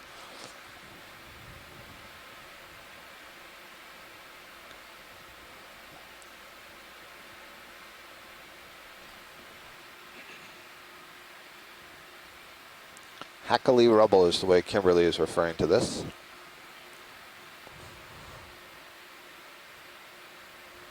No, yeah, the last observation I made didn't make it. So far I'm not seeing that. I'm not seeing any large suspension feeders tucked on the side of the ridge. Video to see what this is. Okay. Zooming in. And Okay. I think that is hesitation. Yeah. Well, it's a sponge or a bryozoan. Full zoom. I can see little filaments arising from it, but I think it's a sponge. It has the kind of weight of a sponge. I'll bet that's another clitorizid. And hopefully, Chris, you're getting a view of that as well. So I think that might be another carnivorous sponge. In fact, I can see various swellings in it that suggest that it has captured things. Yeah, it's pretty strange to me. I don't know what to make of that. Could be definitely a sponge. Very interesting. I'm noticing like on that upper branch point, it looks swollen there. And I don't know if that's a different kind of swelling than all those other little bumps that I see, or if that's some indication that that is where something was captured and the cells have reorganized over it. Good eye, Josh. Thanks. All right, when you're ready, video. Get a few seconds of this. Yep. Just trying to focus on the little extensions as best as I could. Yeah, so those extensions I don't see are moving at all, which is why I lean towards sponge as opposed to bryozoan. So we really haven't had any good images of bryozoans, but this is a kind of invertebrate. It's in a phylum of its own, bryozoa, that's very common in shallow water. They form colonies, and they have a ring of tentacles that they can extend. They can move in and move out of these small cells that they live in, a little a case, if you want. And the tentacles themselves are ciliated. And they put them out in the water column, the cilia beat, and they generate a current around the tentacles. And then they can swoop food particles in and ingest them. And it's harder to focus on those translucent So arms. what I was not seeing there was anything that looked like these tentacles, because they weren't moving at all. They were perfectly still. So I think those were spines of a sponge, and that was a clitorizid sponge. Got it. What do you have for current, Josh? Port to starboard? I would say starboard to port. Okay. I mean, it's very hard to tell. It's not as defined as earlier. Yeah, I don't think it's whipping around as much. And see another holothurian sea cucumber there. Similar to the one we imaged earlier. I gotta push ahead. Watch lead, Nav. Go ahead, Nav. I have an answer to your perpetual question. We have 3 hours and 10 minutes left on the bottom. The general feel now is 0.1 starboard to port on the vehicle when it's facing along the slope. So let's call it quick zoom here. Just verify that this is 0.1 stock. out of 225. Sure. It's far less current than it was this morning, though. It was pretty defined this morning. Alright, that's good.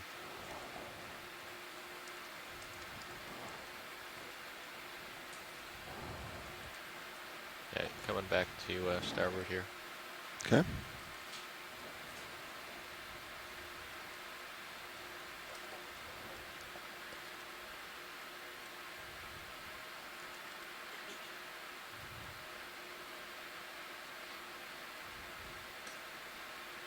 Do a quick zoom on this video. Another stock. So this may be another of those sponges that we just looked at, and I see there's a little ball at the top. Bridge nav. Yep. Another one of these little crustaceans with the long legs. Almost looks like a tick, doesn't it? Hey, can we add another 40 meters to that move? Good copy, thank you. And I still cannot tell if that is. I'm virtually certain that that's a cladorized sponge, so I'm very comfortable with that. But I cannot tell if that's an amphipod that I'm seeing from the side, and that's kind of what I'm leaning to right now, with its abdomen kind of curled up a little bit. And the other possibility is that it's an isopod. Before I suggested it was a valviferan isopod. Cool. We're seeing quite a sponge diversity on this feature, and that's not surprising to me at all. We have the deeper that you go into the water column, the less food there is available. Food is essentially sinking from the surface waters into the deep in one form or another, so it's either directly sinking or as it's in the water column it's being eaten by an organism which thereupon gets eaten itself, or some part of what is eaten is defecated, or it has sort of what we would call sloppy feeding, and so you know, some particles of whatever it's eating get into the water column. And all of this sinks, but there's less and less and less of it the deeper you get, because there are various animals above that are removing it from the water column. And there's also bacteria in the water column that are decomposing it. And so there's less food to go around when you get deep, so there tend to be fewer animals, and they tend to be of a smaller size. I think we have another sea cucumber here on the rock, another one of the purple pink ones. Yep, this is another one of the ones with the hood. And there was a suggestion that this is either the genus Peniagone or Amperima. And so this is one of the animals that's feeding on that material that's sinking out of the water column. So sponges have relatively low metabolic rates. They are attached to the bottom, so they're not highly mobile. The ones like the cladorized you just saw right there are essentially luring organisms to land on them that they can then capture and feed on, and they may take a very long time to digest, and so do pretty well with small amounts of food. And so this could explain why we're not seeing other more mobile, more active, and larger animals. Boy, that aim just keeps now quitting on me.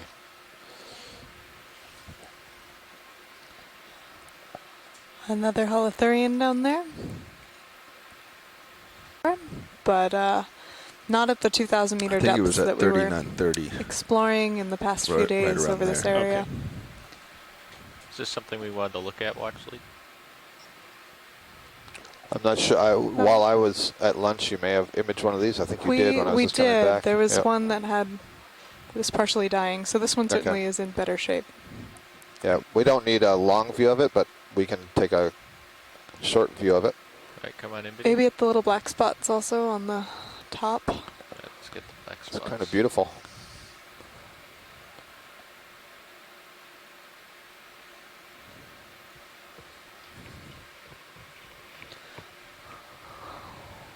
Wow, it's quite the zoom there. Yeah, I think that's dead sponge. I wonder if it's actually one sponge settled on another. In fact, the sponge that we brought up yesterday, which has the same sort of texture, excuse me, I've described it a couple times as like frozen slush, did have a second very small sponge, much like that, but not the same kind, growing off of it. It was actually a bonus collection of 2 sponges in one yesterday, which I think I've forgotten to tell Chris until now.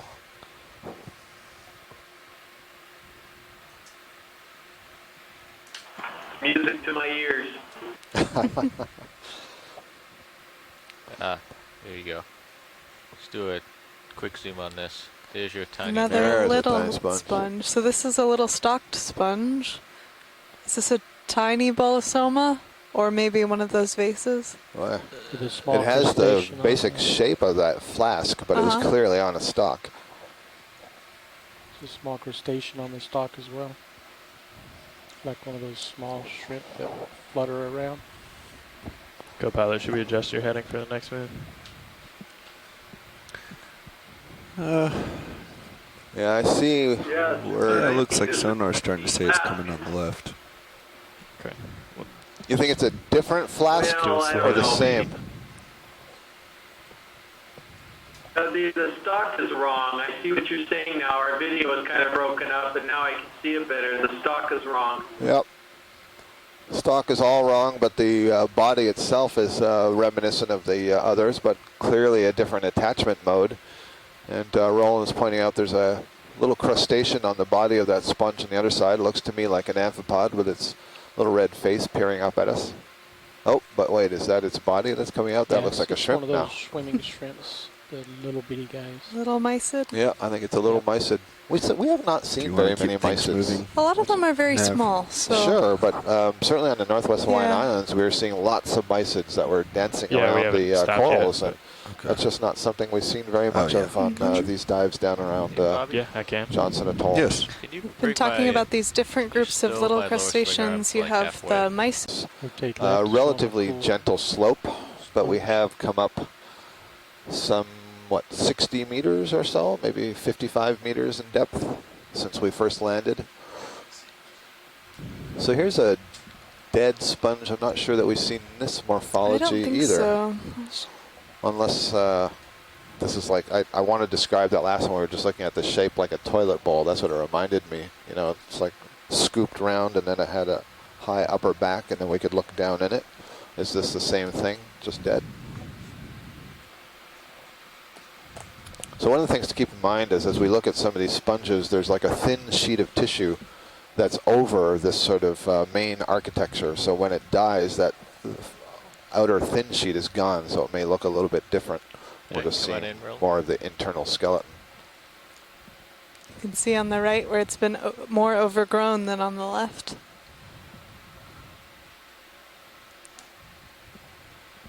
Yeah, well, actually, we've come up about 65 meters. Copy that, Nav. Thank you. So we've raised 65 meters in height or Altitude, maybe? Or, yeah, height off the... yeah, I wouldn't say altitude because we're still on the bottom, but I would say the depth has changed. We are now shallower by 65 meters. Still under about 2.5 miles of water. Yeah, haven't come up that much relative to the depth we're at. Did you turn that off? Previous watch did.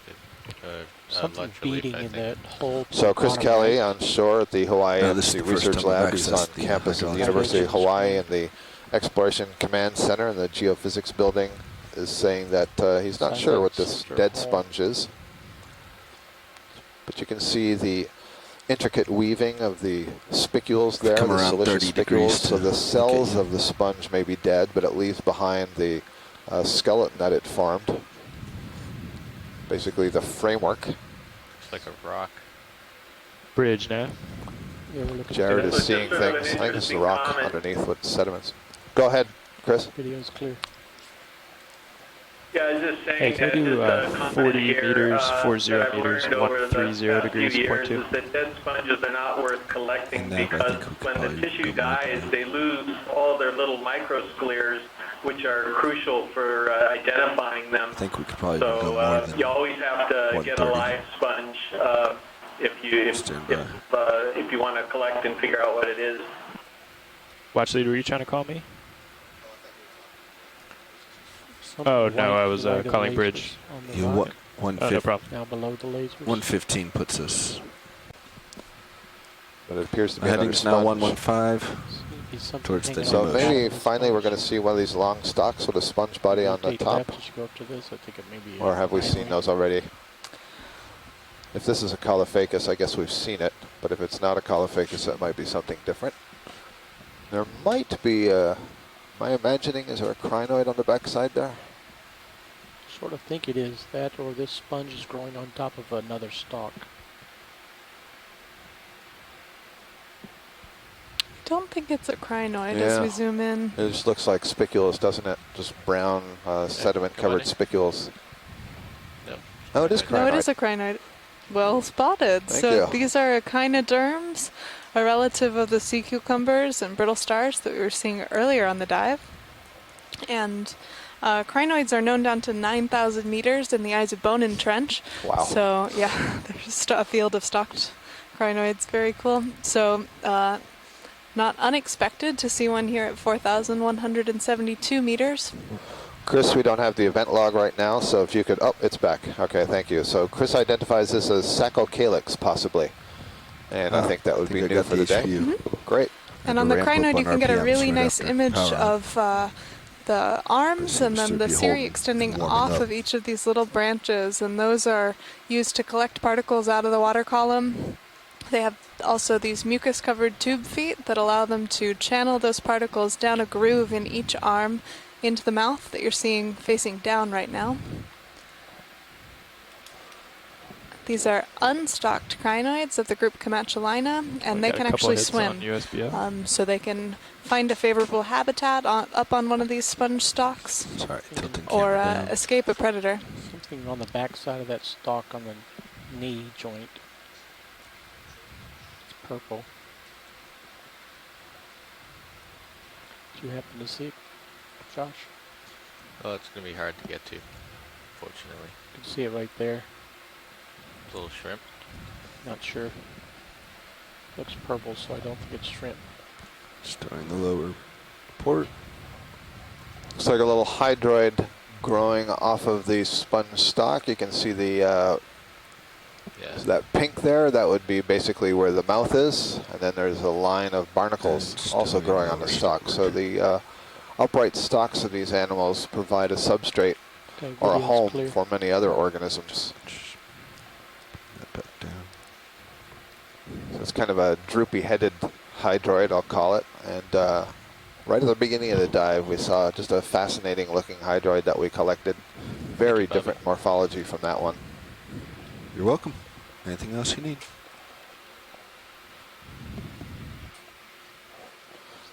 Again, we get into the idea of the small stuff. You know, you get a really close look at things, and then suddenly you start to see more animals.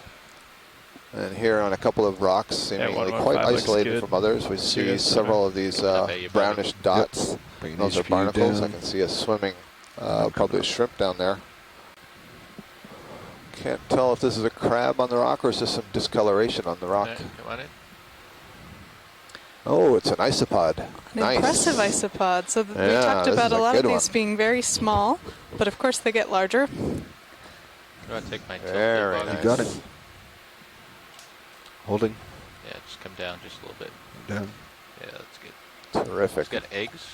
Yes, so I've That's said so neat. many times that isopods and amphipods are paracarids, Good idea. and they have what's called a marsupium, which is a series of plates that are underneath the thorax in which they brood their embryos, and they actually some have parental care. And here finally we see one where it looks like it's on top of an inflated bubble, and in fact these are these marsupial plates, and they're so widely expanded right now because it's full of embryos. So she's probably recently produced some eggs. They've been fertilized, and she will hold on to those embryos until they hatch. And this is an alternative strategy to larval development. Many of the things that we see, we've talked about the larvae, and the larvae will move through the water column, settle, and then they metamorphose. The larvae are very, you can think of them as balls of cells. Some of them are a little bit more elaborate and may have some structures that they can swim with, but the bottom line is they undergo a morphological change and become almost unrecognizable from what they were in the water column to what they are as adults. Whereas with these paracarids, essentially the eggs hatch, and what you get is a juvenile version of the adult that is a smaller, non-mature version. And so it's a very different reproductive strategy.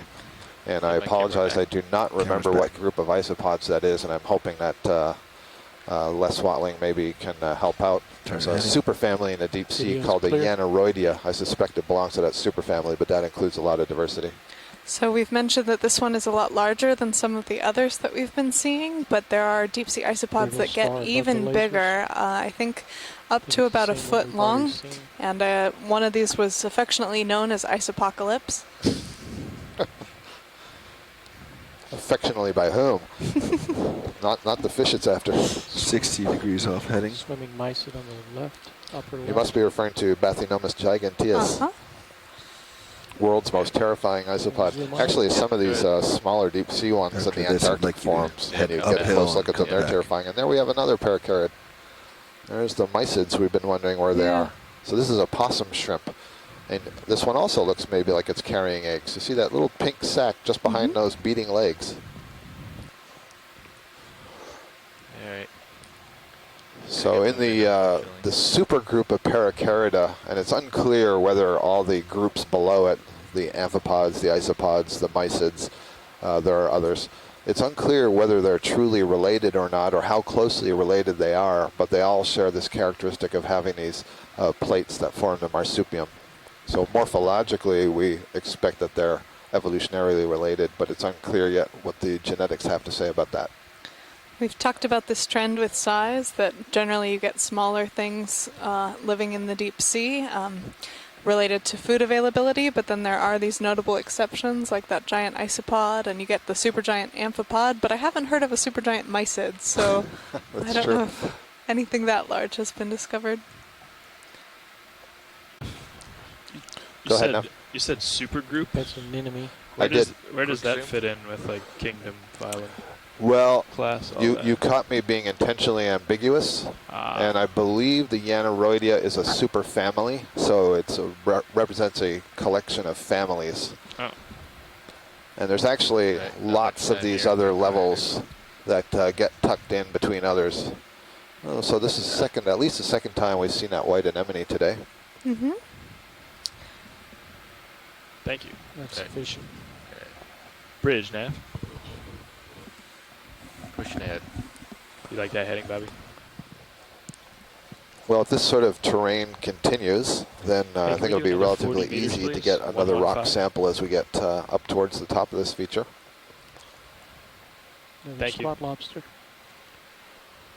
Seeing another one of these Munidopsis. It's got a sharp horn in the center. Oh, no. Yeah, no, that is what it is. So this is it's using its abdomen to swim.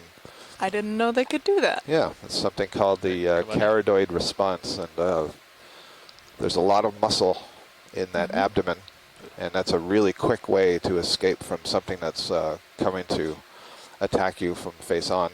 Of course, not if you swim into it. So you can see really that why they're called squat lobsters, that they are tucking that tail up under. Exactly. Nice little view there. Is that Charostylid? No, that's not a Charostylid. Just wondering. But they are closely related, so that's a very good guess. That means spear hand. That's good. Our ROV team is taking over for science. They've got it all down. Clearly paying a lot of attention. Oh, here, this is great. So this sponge, I don't know if we've seen this today, but this is almost exactly what I was trying to describe yesterday that we saw in the Aleutians. It's kind of a vase with lots of like fingers sort of poking out of it. And it's this sort of delicate, crispy texture to it. And if this is the same, each of the openings, you can see the round circles on the inside, and they would translate on the outside into almost like little finger-like projections that were almost closed. There were amphipods in each of the holes. Oh, wow. And we called it kind of like an amphipod condominium or hotel. Let's look at the base first. Yes, indeed. Exactly. And I think you're going to see some pink spots at the back of these little finger-like projections. Oh, very cool. So we've talked about these sponges as areas of high food availability and of a little bit of protection for these little crustaceans. But this is kind of a new extreme of that with each of these little divots coming off. Too much light. Great morphology. Can really see the complexity of that internal lattice work. Go ahead, Chris. Yeah, so I think this one is actually a soft sponge, and it's something we call Corbitellinae new genus, because we don't know what genus it belongs to. And it's typified by being a base with these large holes, and then it has a lot of protrusions on the outer surface. Did you say C-O-R-B or C-O-R? Oh, you've got it written there. Corbitellinae, yeah. Corbitellinae. Thank you. Thanks, Chris. That was Chris Kelly from the Hawaii Undersea Research Laboratory. Our deep sea sponge expert. The Corbitellinae is one of 3 subfamilies within the Euplectellidae.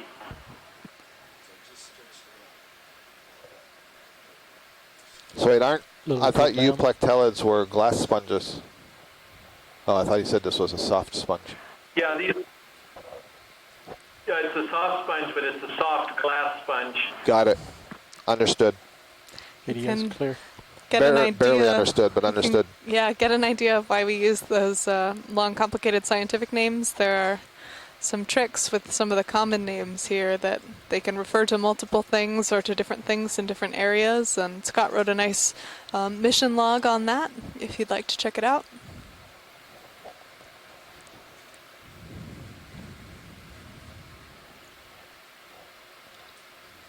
See if there's anything in there. That doesn't look like it.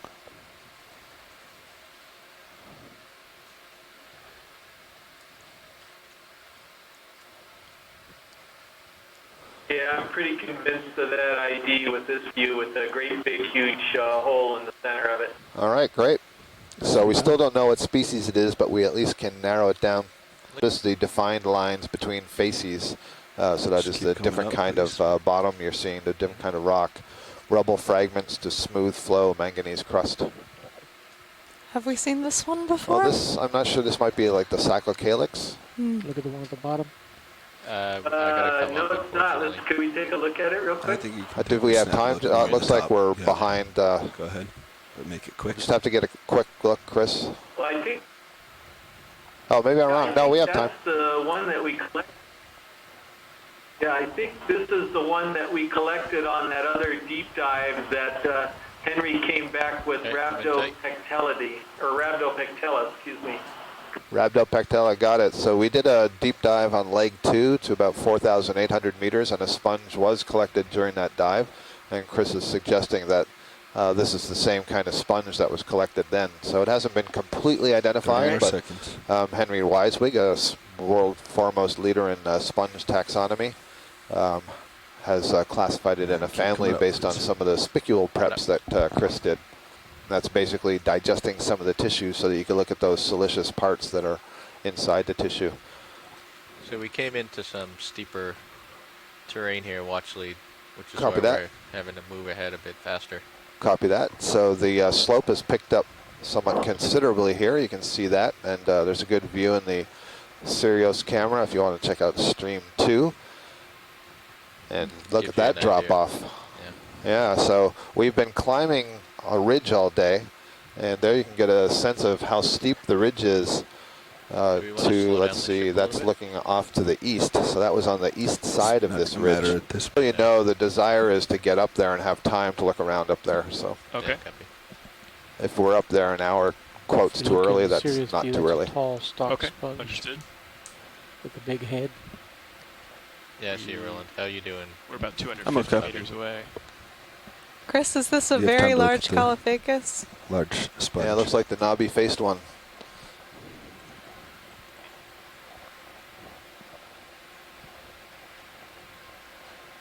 Yep, Chris is saying Caulophacus. If they want to see a holothurian, I think, on the rock down there, on the left. It's a holothurian. Keep it around A lot of these sea cucumbers and sponges today. Yeah, go ahead and roll when you're ready. I wouldn't quite say this is a face so much, but it is certainly knobby on this side. I wouldn't be surprised, co-pilot, if we start to see My a facial background recognition server. software is not kicking in. Coming left. Copy, co-pilot. We're stopped now. You want me to hold off on that move? Yeah, let's continuation? hold off Okay. until he gets out in front of me. Copy. He's been. You'll Again, still swing. It's just so Just amazing further seeing and these further views. You behind. know, that sponge is really beautiful, and it doesn't look Yeah. like Yeah. it's in water. It's so clear. So there isn't all that much particulate in the water column at that angle, but there is particles. There are particles, I should say, and it's those particles that are settling on the bottom or floating by these sessile suspension feeders like the sponges that are what are sustaining the life that we see. Very impressive drop-off right here, so I'm not sure, maybe a geologist could offer some hypotheses on Geology rock this there. part of the ridge that we're looking at. Just seems to have suddenly picked up quite dramatically. You can see a lot of Oh, look at the knobbiness in the image bottom. in I'm wondering if Sirius those right are now. old pillow lavas, evidence of old flows that have all become kind of overgrown or deposited with manganese and so smoothed out, and then in other places they've collapsed and formed these piles of rubble. And this change in steepness, this change in topography is one of the things we talk about frequently that changes the water flow. As the water interacts with this kind of steep wall, it gets deflected either upward or downward, typically upward. Like sheared off. Yeah, that Chunk looks like came a off. collapse right here. Yeah. Come on in, roll. Good call. After this, time to come up. Time to pull up. And so as water intercepts this and flows upwards, then it should accelerate, and that's where we would think we would see more suspension feeders. So there's some interesting structure in this face. So this might be a slightly younger version of that manganese crust. You see the vesiculation, the slight blistering here. Looks like a lot of cauliflower, colored black, or broccoli. This crust forms as a So guys, if precipitate. you Yeah, look at go the ahead, Jeff. topography, Yep. Go, Jasper. Okay, I Sorry. gotta move if you on. look at the Oh, topography, you control kind of my see a HDT bit of an, it looks a bit like there's a scoop taken out of the side of the hillside here. So it may well be that some part of this thing Full actually collapsed and split down towards the seafloor, the flat part of it. This is very steep. I mean, you can obviously support fairly steep slopes, making pillow lavas because they don't flow very far, but this is pretty much a wall, so I wouldn't be surprised if there was some landslide that happened here, essentially. Thank you, Jasper. Jasper Contour at the University of Hawaii, one of our onshore scientists who's Camera's looking been at giving us a lot of useful geological Come back. consults. That was what he was. Okay. No, you're right. It's a C-star, sorry. Oh, it's going to be an ophiuroid again. I know it. I'm going to have been called them wrong twice now. Yep. Yep, it's an ophiuroid. So this is a brittle star, which is in the class Ophiuroidea. Nope. Changing my mind again. This is a C-star. Brisingid. Yep. So this is a C-star that is a bit tricky. This is a Brisingid asteroid, and it's interesting. It's only got 5 arms. Quite a raised disk there. But I feel fairly confident that it's one of these suspension-feeding C-stars. And you see those wide spines that are arising on both sides of the arms that have a little bit of a swelling at the tip. Disc.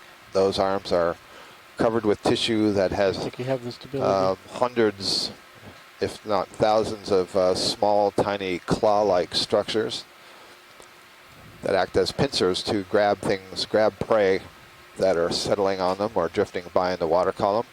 And then there are tube feet here that are on the underside, and the tube feet would be used to transfer the prey to the mouth, which is Once you pointed get enough for downwards still, it's towards time the to rock. come up. So we have a 5-armed Brisingid of some kind. Yeah, coming up. Pilot FYI, I had lost control of the HD2 camera when I regained it. It changed the Kimberly color Galvez, another geologist on shore, is noting, following up on Jasper's comments, that that is likely a place where there has been a collapse of part of the wall, that there is likely going to be a collapse again in the future as there's some overhanging rock. And that is likely not too stable for the long term. See signs, warning you about falling rocks and landslides, and the same processes are going on down here underwater. Jasper, these look like dikes, is that correct?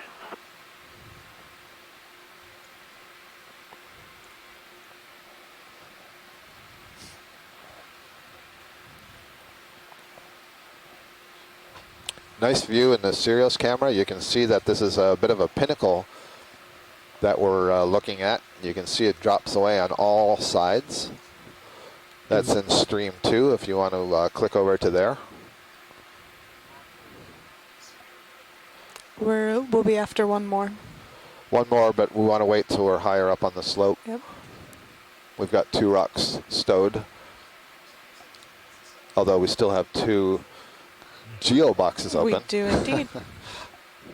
We've been Right, able we to make found our 3 ridge again. collections today. A rock that was That's strange. home to a That's candelabred hydroid Yes. Look at that. and a rock next to the home of the candelabred hydroid, which went in our bio box, as well It's as like- an unknown hexactinellid It's cool. sponge, one of these glass sponges, perhaps of the genus Hyalonema. Looks like, what, 130? I guess. Although this looks like just a finger. Just a finger and then shoots up again. Yep. We are currently at a depth of 4,108 meters. Again, under a lot of water down here. That's about 2.5 miles. We've come across this really cool terrain here.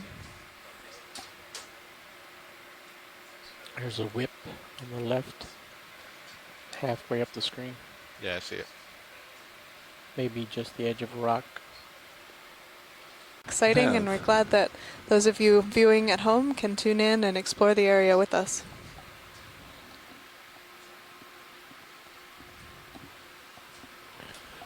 Hey, I think we're ready for a ship move. 115? Yeah, 115. Yeah. 120, 115. Looks like it. What do you will come back in. Yeah. What do you think? Any of those is fine. Okay. Serious. Let's go with 120 for the Wow. immediate one. Look at that. Bridge nav. Yeah. That's a pretty epic view in Hey, can we get another D2. ship move, please? Are those corals 40 finally? meters. No 120. corals. I hope you're not imagining things. I don't see any. Good copy. I just see sediments on rock. But I want to believe you. Oh, shucks, you may be right. It was wishful thinking. Yeah, I want to believe you. Sorry, guys. Can you I have a lot of coral biologists in the team desktop. today. You bet. It's very, very cool looking geology. I got to say that. Mhm. This would be really neat to hike along this ridge. Yeah. I'm going to look down the sides while we wait. As long for as you. you, okay. Something's going on straight ahead, that larger boulder in the background. We'll check it out, Chris. Yeah, something's going on. It's like towering above us. Maybe not towering, but It looks yeah, I see what you precarious. mean. Like Chris is referring to what look like Yeah. some fans, but I can't tell yet if that's just reflective sediment or if there's actually something growing off of it or if it's a sponge.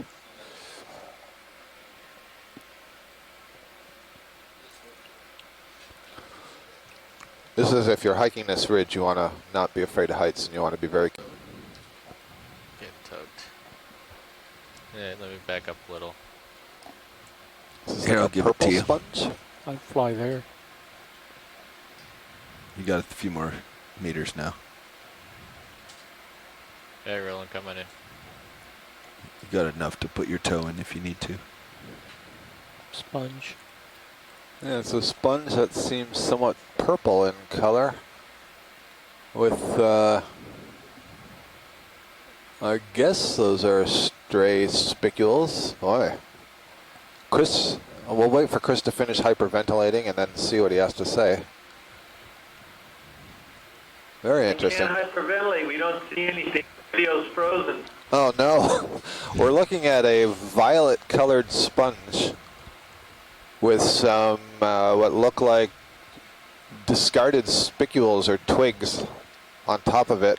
And it sure looks like, I don't know, some amphipods or something. There's some pink bodies on the inside of the sponge. The sponge is very, very low growing. It seems to kind of have like a hollow atrium, but doesn't open to the top. It opens more to the side, and it's got a number of knobby, kind of tubular outgrowths. A little bit hard to describe. It's like a misshapen blob, low to the rock, but a pretty purple color. Initially, it looked like a holothurian from a distance. Yeah, Roland said it looked like a holothurian. I'd say it looked like a holothurian that had been stepped on. And those spicules that we're seeing on top may have blown down from above. That might not be a part of this. Chris, I will tell you Video that is clear. it's not in a collectible location. And we also can't see the attachment point. It's tucked in the rock. Yeah. No problem. We are seeing it now. It's just beautiful. Yeah, Looking at it. I've never seen a purple sponge deep water. Yeah, that's great. I've been saying to Mackenzie sometime the last week that in the Atlantic, you know, we see some fantastic greens and yellows and different colors, but I don't believe I've ever seen anything quite like this in the deep sea. Certainly not this deep. That's great. If they want me to go for it. Well, I didn't hear what the comment was.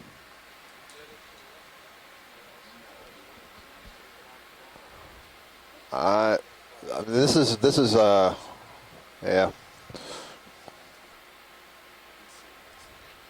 You got more tether now, Josh.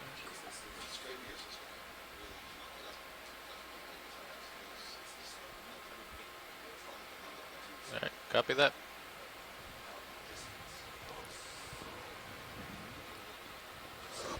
I've got another 3 or 4 meters to play with there.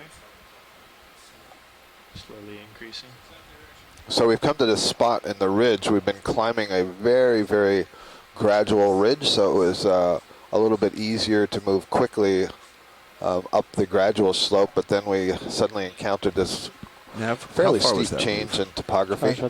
Pretty dramatic. So we're having to move a little bit more slowly to be cautious as we move around it. But it's a very, very impressive feature, and we just saw that beautiful purple sponge tucked into the rock. A little more than halfway through. You can see a number of sponges growing out over this really impressive landslide area, it looks like. Great kind of like amphitheater or bowl. This is, let's see, we're looking down on the east side of this ridge. So we've ducked down on the east and we're looking towards the south. Very dramatic. Looking towards the southeast. Feature here, we think often about the abyss as being one big plain of sediment. This area here at 4,112 meters, an important reminder that there is some complex local topography that can be quite impressive. Speaking of reminders, I'll just remind you, you can flip back and forth between different streams to see different cameras. And right now, as you're seeing this really impressive view from the D2 ROV, you get an equally impressive view on stream number 2 from the Sirius camera. There's a fish up in the water column there. Oh yeah, just hovering there. We've lost the satellite. At all within view. But I don't think it's the one that we've seen so far. Roland. Zoom fish. Okeanos Explorer, primary feed. Steve Haddock was noting in the event log that the polychaete we saw does indeed look like the genus Swimma. He notes that it was not a tomopterid, and a tomopterid, the family of tomopterids, is the more common group family of swimming polychaetes. And he adds the comment, look for bombs. And there is a deep sea species of Swimma, Swimma bombaviridis, that can release these little spherules from around the tentacles that kind of explode in a bioluminescent flash, and it's thought to divert predators. But there's Mackenzie's clearly excited about this fish. I am. This is something that we haven't seen today. This is Great. a macrurid. The one that we've seen earlier were ophidiids of a different family, and these are known to be benthopelagic, which means they feed on crustaceans in the sediment, but that they also get higher up in the water column. I'll ask if Bruce Mundy's on the line to talk a little bit about this one. Not sure if we have the line connected yet. Yes, we're reestablished Great. on the conference call. Bruce, would you like to say a few words about this macrurid, this rat tail? Okay. We'll see if the connection lasts. It seems good now. Can you still hear me? Yep, we can hear you. We're getting a great view. I hope you get to see it soon. Okay. Yeah, it's frozen on the screen, a little blurry, but I had a view earlier, and I think this might be something that's different from anything we've seen on the expedition before. It just seems like it's got a flatter head and a rounder snout. It's certainly not the Kumba species that we've seen.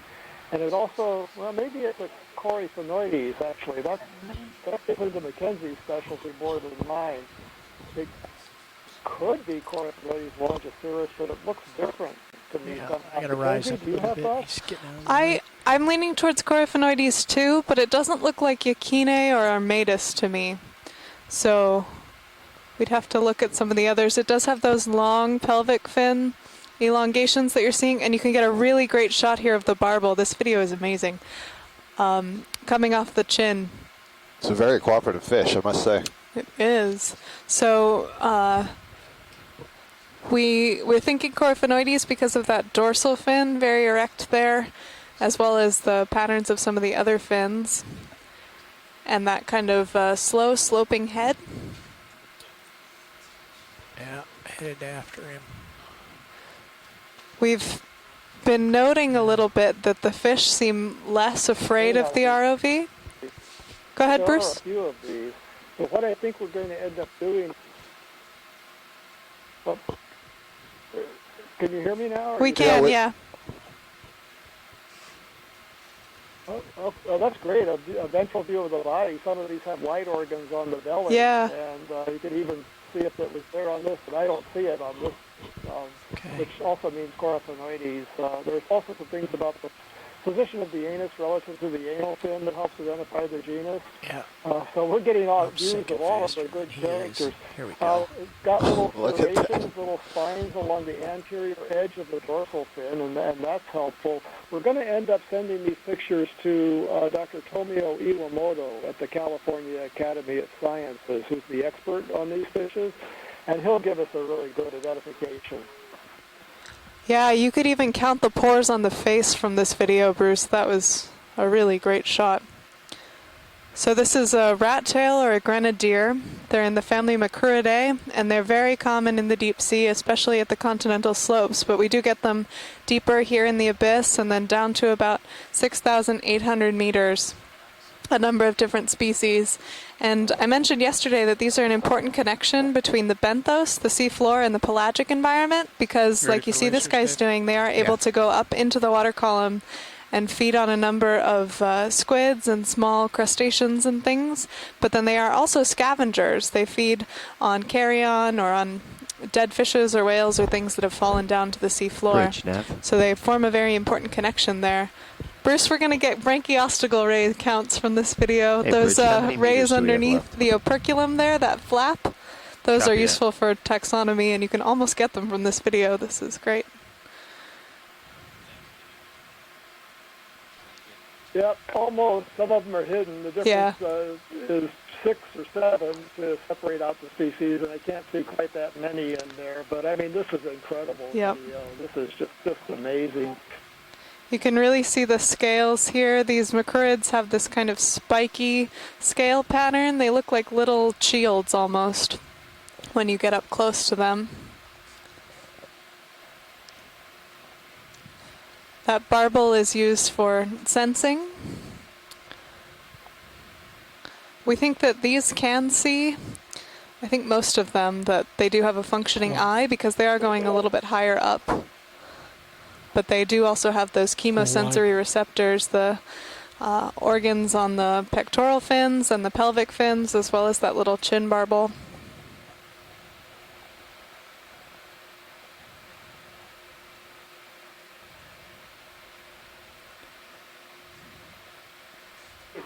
I have a comment on the chat room about young or juvenile, and I'm not quite sure what the question was. This doesn't look like it's certainly not a really young one. It's if it's a juvenile, it's a very large juvenile, but it looks like an adult to me. I would say so too, Bruce. So are these fish usually associated with the bottom, or are they typically hovering above the bottom like this? They can do both. Yeah, so oftentimes they'll come check out things on the bottom, but they've, based on the stomach contents and based on trap captures, they've known to be even up to 2,000 meters off the bottom. Wow. Dave, I'm looking backwards at you. Okay. Thanks. And there are a couple of species that are actually pelagic. That was my original heading. It's about 130. Okay. That was described down near the Line Island. To work. And there's another one called Mesobius berrii that's a mesopelagic macrourid that doesn't associate with the bottom at all as far as we know. Thank you. Thanks, Bruce, and thank you, ROV and video team. Overjoyed is the way Bruce Mundy puts it in the event It log. looked like a holothurian.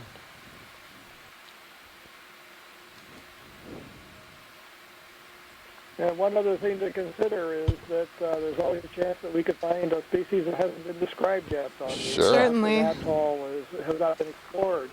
Yeah, there's only been a little bit of exploration of Horizon Geo to the north of this site, so there's lots of potential here. Something fuzzy to the right. Some interesting little mounds. I think I see another one of those stick-like craterized sponges on the left. And I wonder if these are mounds or if the space between these mounds is actually collapsed and this was closer to the height. Looks like a crinoid on the rock here. Quick zoom. Yep. This looks like similar to the one that we were looking at earlier on the sponge, I believe it was. Yeah, it was on the lower part of that saccocalyx. Showing his Very long cirri on this one, not curled up. Cirri are almost as long as the arms. The cirri are the structures being used to hold this feather star to the rock. This is a kind of echinoderm. And then the arms are the feeding structures that are raised up into the water. You can see those little structures coming off the side of the arm. Those are pinnules, and then if we looked close enough, you can kind of see it's a little bit fuzzy. There are tube feet arising from the pinnacles, so lots of different kind of branching and sub-branching, which almost creates a bit of a net. So any water flowing through there, the particles have a good chance of intercepting some of the tube feet and being flicked into the groove and channeled down towards the mouth. You see a lot of adaptations for reaching high surface area in all aspects of biology, especially in these filter-feeding deep-sea organisms, but also in structures like our own lungs. You get this really complex branching structure so that you can get high surface areas for gas exchange. So nav and pilot, I don't know if this has been discussed already today, but I noticed that D2 is at 4,100 meters right now, and the contour line shown down here at the bottom of the screen, which is the top of the hill, is 4,100 meters. So there's a discrepancy between. I don't know, was that discussed? Another swimming worm. When I relieved nav, this is a Nemerdian worm, I think. Shifted as well. You see, there's no side bristles on this worm, so this is not a polychaete. So, I mean, the question. And it may not even be, well, it's not a polychaete. It means it's also not segmented. It looks very smooth body, unless it's like a larval fish. But I don't think so. Okay. We don't know the answer to that It's question. flapping awfully fast for a Nemerdian. Yeah, it's good to think about. Yeah, a good time to bring up, a lot of these fishes have pelagic larvae that actually develop much, much higher in the water column, and then as they grow, they settle back down to the seafloor. But the proboscis itself can be almost as long as the whole body. Again, an interesting feature. It looks like it's collapsed on the right side of this feature. You can see all the rubble at the base of this wall and clearly columns. And so, Jasper, if you're there, if this is really interesting, and if you think those rocks would be particularly important to pick up, let us know. I'll see if it's still possible to make a collection.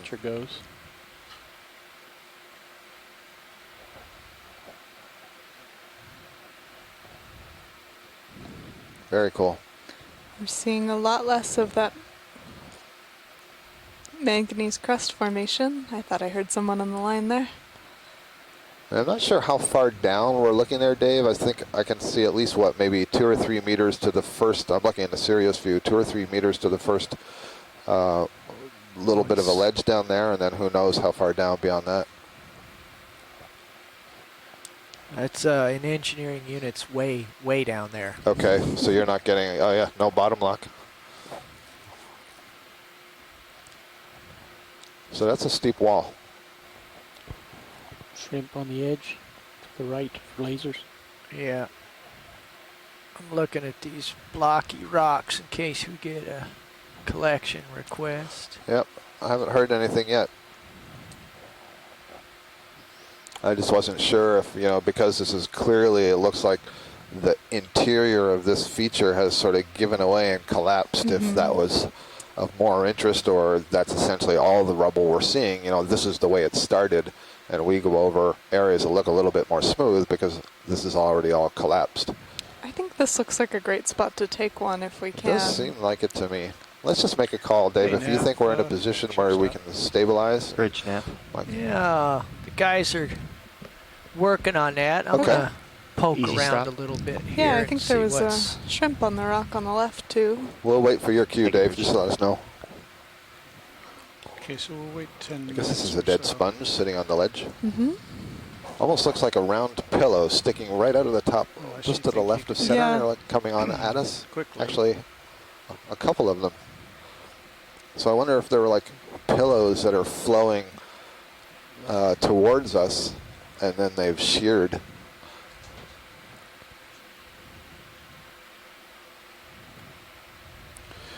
Chris Kelly is saying Dyke Rock. But unfortunately the video is breaking up, so maybe that's why we're not hearing from Jasper.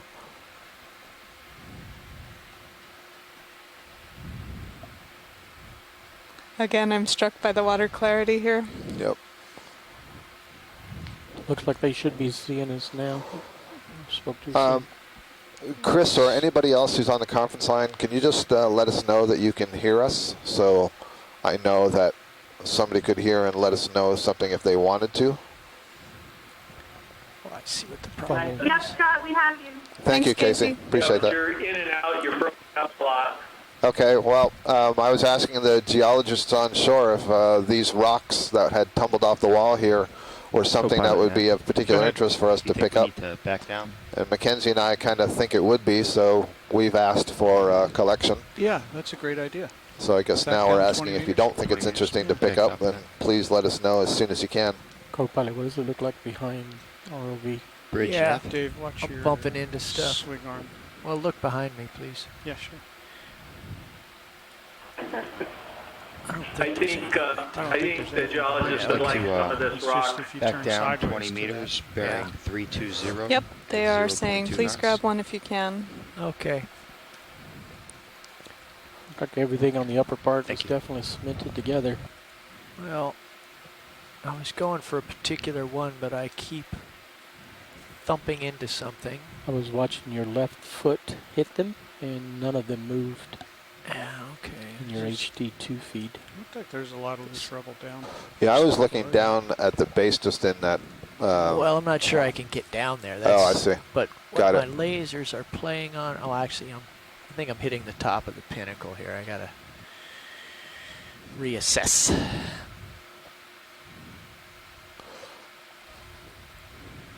Yeah, I didn't have a good sense of how far down that was, Dave. Sorry. That's what I was bumping into right Oh, there. a chimney. So look at that rubble just below your right skid. Yeah, going. Oh, that's some good stuff there. Yeah, that's what I was thinking. That's very angular. Doesn't look like there's anything around it in that file. It really does look like the example rock collection that we're after. Again, that angular shape is indicative that it hasn't been Watch your overgrown upper by light too much of bars, this manganese crust, unless you don't have and them out. will be very useful for getting an age of the actual not, feature no. itself.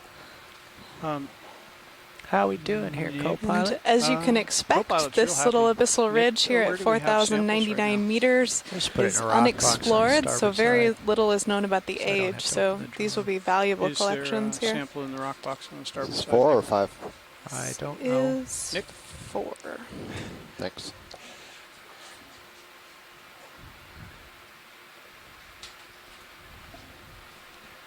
We have, no, starboard side is empty. Okay, All cool. empty on the starboard. Perfect.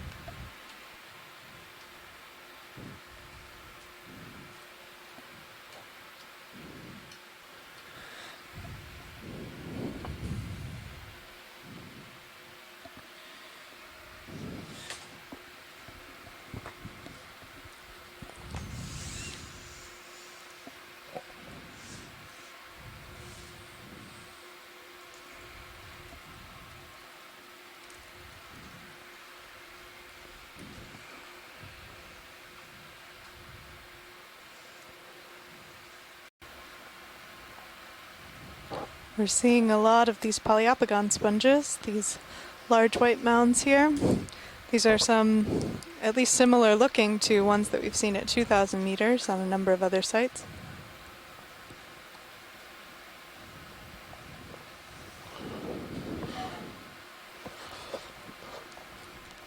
Dave, I have not yet reached my contract mandated number of octocoral callouts today. Uh-oh. Yeah, we're at, let's see, 1. I just said it once just now to you. No octocorals seen. No black corals seen. So you're Rather attempting interesting. to corral me into compliance? Are we already at that part of the leg? Oh, It we're is strike past. 12. Getting punny? It's open season. Come on, come on, come on, Jared. Yes. So what do you think here? 180? Yeah, 180 looks good to Caulophacus me. stalked sponge going off to the right there. And you can see a lot more of these little vase-like sponges, one of which we collected earlier. All right. So we'll be able to Let's look, get the first get a move closer in. We'll look go at 40 that. meters at 180 and then Look we at the can spicules, the sort out tiny where it little goes from there. microstructures that Copy make that. up the sponge. Looks like a dead one fell Bridge down the nap. hill. Yep. We've Might seen a be, few of these large dead frameworks like this, and we're not 100% certain what they belong to. We have seen a couple of very I'd like to put in large another ship We've move. imaged, 40 meters. kind of mounding They're sponges 180 that at maybe 0.2 knots. No, this we're is gonna one of get those, there, but we Dave. haven't been able to completely Very figure that close. out. Thank you. And I do want to follow up on the coral thing. We have seen some cnidarians today, so we saw some interesting solitary hydroids and some small hydroids overgrowing on a sponge, and we've seen Just look 2 at or that 3 anemones, to the right. but we have not seen any Lisa Smith. colonial corals, Yeah. either in the Okay. hexacoralia or the octocoralia, or even the hydrozoans.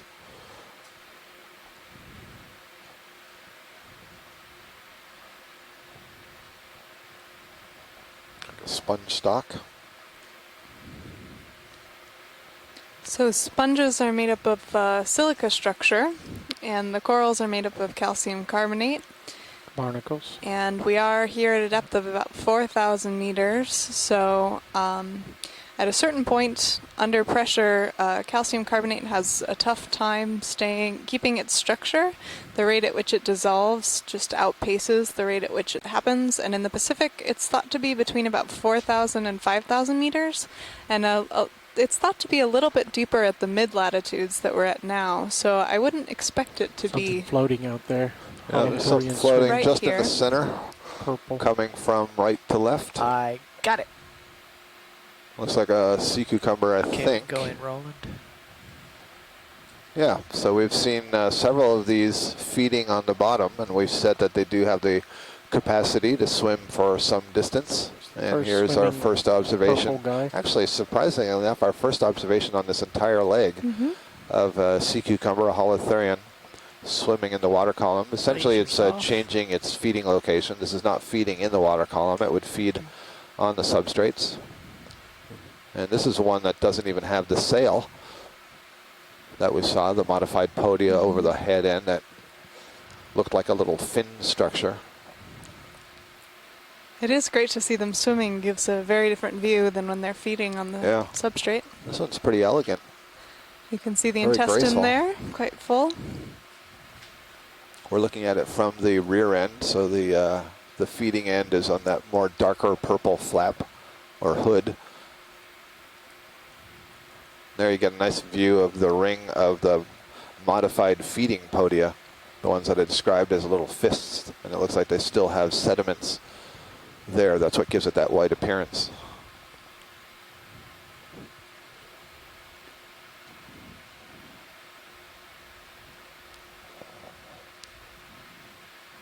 Great view. See, now this view, I would not have called this a sea pig. And yet that is one of the common names. So they do seem to be neutrally Now, when you buoyant. show us his underside, Dave. I'm just trying to keep stable here. This is pretty good. I want to see his mouth. Well, unfortunately D2 doesn't swim upside down. But let me see what I can do for you.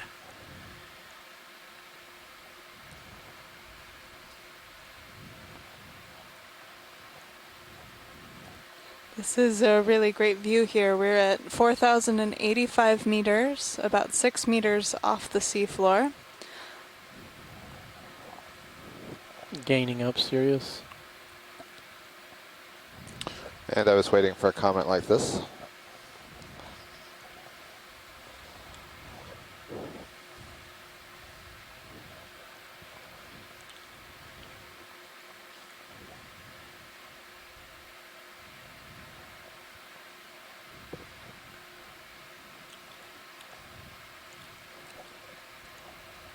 Pulling me around, Dave. Yeah. Just, These are echinoderms, a relative okay, of the Rolly, sea get a stars, little the zoom brittle on in stars, there. the crinoids, and the It's sea really far urchins, away from you. three of Yeah, which well, we've seen on today's that's the best dive. I could do. Okay. Full It's a wide. great shot, thanks. There's you can another take. one. Just a little zoom in on the. That might be a shrimp. Nope, pink. Working This it looks like slow. something different. This is red in color. Is this a ctenophore? No, I think it's Or is it another Holothurian. Nemerdian? Don't get too much zoom. It'll get too jerky here. Let me just chase a little bit here. Working my way in. Roland sticking to Holothurian.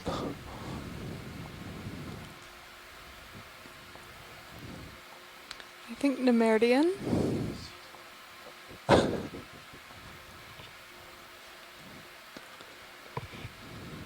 Oh, maybe your flatworm. So I described earlier, I think this is a Nemerdian. Nemerdians are also known as proboscis worms and ribbon worms, and they have a very long proboscis, and I think that's what you see right in the center there, that sort of pale structure through the tissue. That must be what's called the rhynchocoel cavity. The rhynchocoel is another name for that proboscis, and it's inverted into the head. And basically, it's in a fluid-filled cavity, and the muscles squeeze around that cavity and explosively fire out that proboscis. So this one would be pointed head down.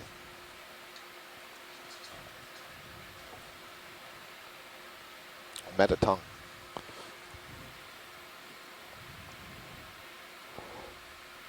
It's a great view. So we saw one of these the other day, and I learned after we saw it that these, I don't know if they're pelagic Nemerdians. Steve Haddock's here. Maybe he can remind me. I think that's what it was. But they brood their eggs. And we saw one that looked like this, and it looked like it had a cluster of grapes at one end. And it turns out that those were eggs or embryos, probably more accurately embryos.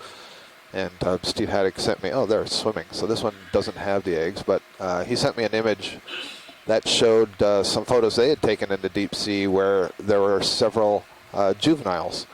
And so they carry around the juveniles for some period of time in a little curl of the tail end. What a great view. Thank you. It's like 2 and 3 days, and I'd never seen them before. Bridge, Nep.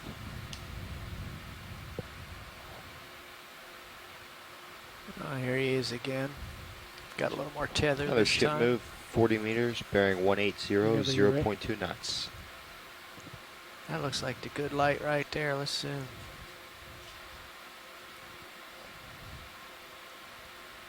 You can see the posterior end curled over. Head end is down.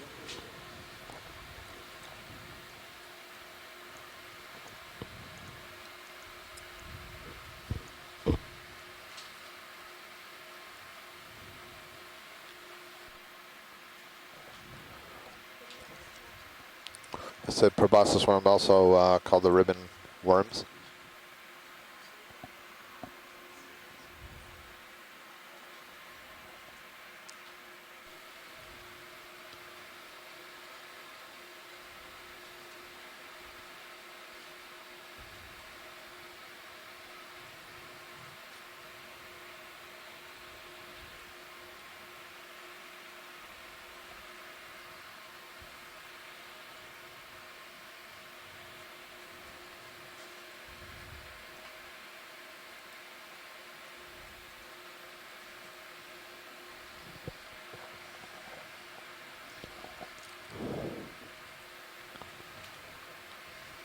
All right.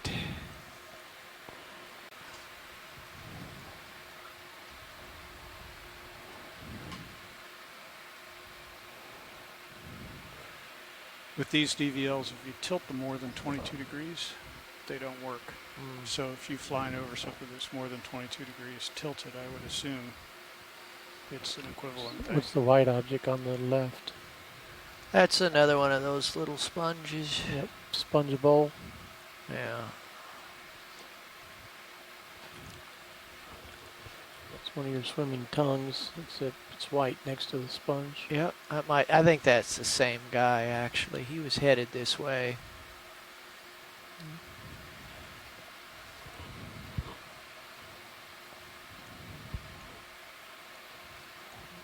And give a pirouette around the sponge. Okay. Something on the base. Can we look at that? Yeah, let's do. Let me stabilize here. Polyopogon sponge here. This is another one of the glass sponges, and you'll really see the differences in shape that they can take. You'll see this lophophytus base attachment with a lot of different spindles coming off of it. Those are the silica fibers that make up the skeleton of the sponge. And I'm not quite sure what to make of this little patch here. It almost looks like another sponge or another bit of tissue. That is what it looks like. Maybe a different sponge growing at the base. Go ahead and pan and tilt around. I wonder if it could be the same species, but on the recent recruit. Mm-hmm.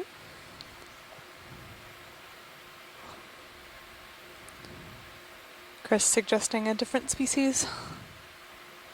I'm going to snap for this, Dave. Okay. So see the Coming texture. left. From this view, looks a little bit more like the sponges we might be familiar with. But you'll notice that these silica structures can form very complex architectures. And you get just a huge range of different shapes and sizes of these deep sea sponges.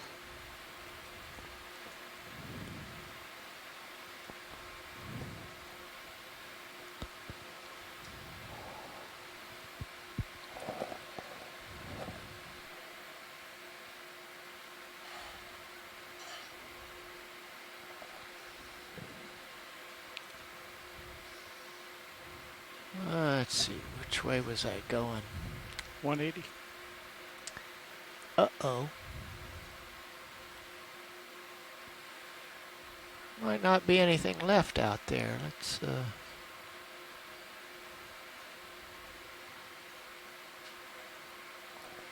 oh, it's leveling off. Chris Kelly notes that we're still seeing these flask sponges, one of which we were able to collect earlier from a depth of about 4,233 meters. They've been pretty abundant on this dive. I think probably the most abundant organism that we're seeing, but Chris will be going through and annotating the video, getting a bit more of a quantitative look at the change in community structure, both between the dives and between the different features that we've been on, but also with depth as we continue up these different slopes. And Nick, we can get another move in, or we can extend that move by another 40. Okay, copy that, co-pilot. Bridge, Nath.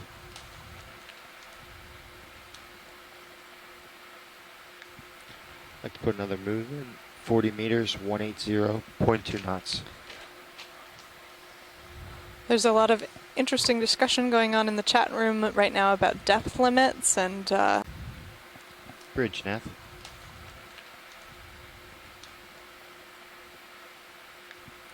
Like to put another move in. 40 meters, 180.2 knots.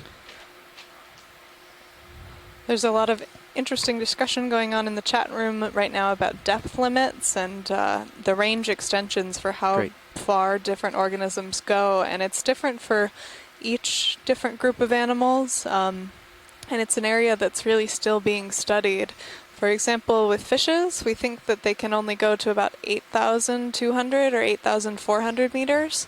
And this is due to kind of the maxing out of a pressure adaptation that keeps their proteins all folded up properly under all that pressure. This is Dave Wright's patented hardness, sediment hardness test, bottom hardness test.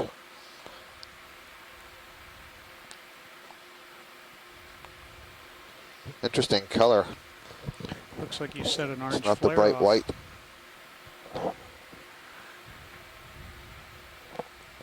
So based on this pile of sediment and the thick manganese crust, would you suspect that this area has been here for longer? Or is certainly a Okay, we can less zoom recent Roland. development than some of also those detect the pillow lavas direction that of we're the seeing on current. shallower features? I'm hoping you're asking a geologist. I was putting it out there to the general science team. Maybe I can ask a couple of the video guys here is, do you think the coloration here is comparable to the coloration of the sediments we were seeing the other day? This one looks to me more yellow-orange, and I think before we were this seeing is, much more white. Is that a reflection of the lights or the sediment itself? I think this is very similar to what Dave scraped up the other day. Okay. We've seen this sort of That really mustardy color. fine clayey stuff. But we've also seen a very bright white as well. Definitely not the same structure as those little beaded Right, sure. substructure that we saw. Sure. So if there's some geologists here who know better than me, but my recollection of my deep sea sediments is that the abyssal clays are iron rich. So that may be a reflection of what we're seeing here, and they're very, very fine particulates. The beady stuff that you're referring to, Roland, were foraminiferal tests, and those are calcium carbonate and much whiter. Maximum.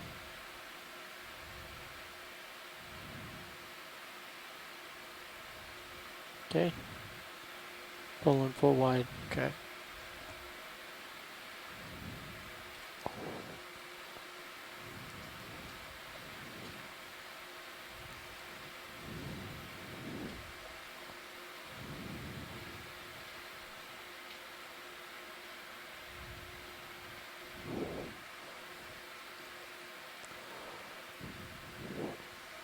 There. Okay, zoom crinoid. Let's get that out of your system here. Oh, this is not. Yeah, so this is the one with the very long series that we saw before. It's kind of interesting. I think maybe that's something different.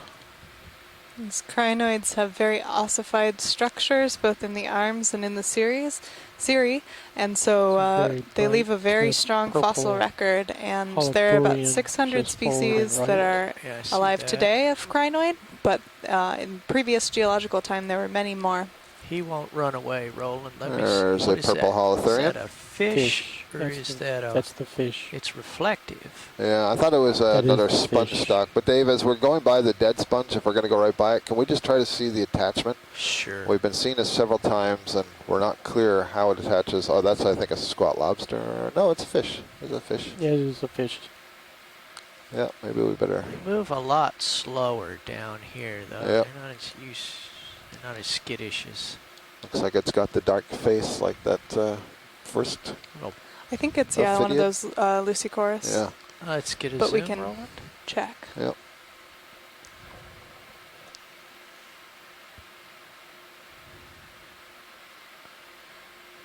Kind of hard to see. Looking for... Attachment point. Okay. Yes. Always seems to be on the other side. Okay. I think we'll just hang in here. Yeah. A few things for people to look at. What's our off bottom time today, Nick? At least this one looks like it's in place. You know, it doesn't look like, well, I shouldn't say that, but it seems to be upright. But I suppose it could have tumbled onto these rocks.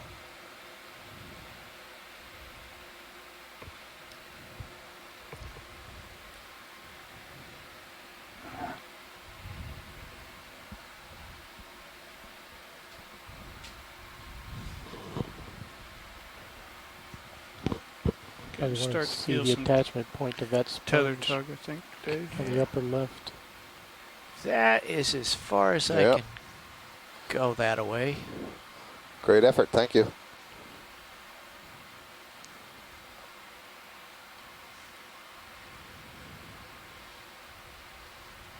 Looks like a rock quarry here.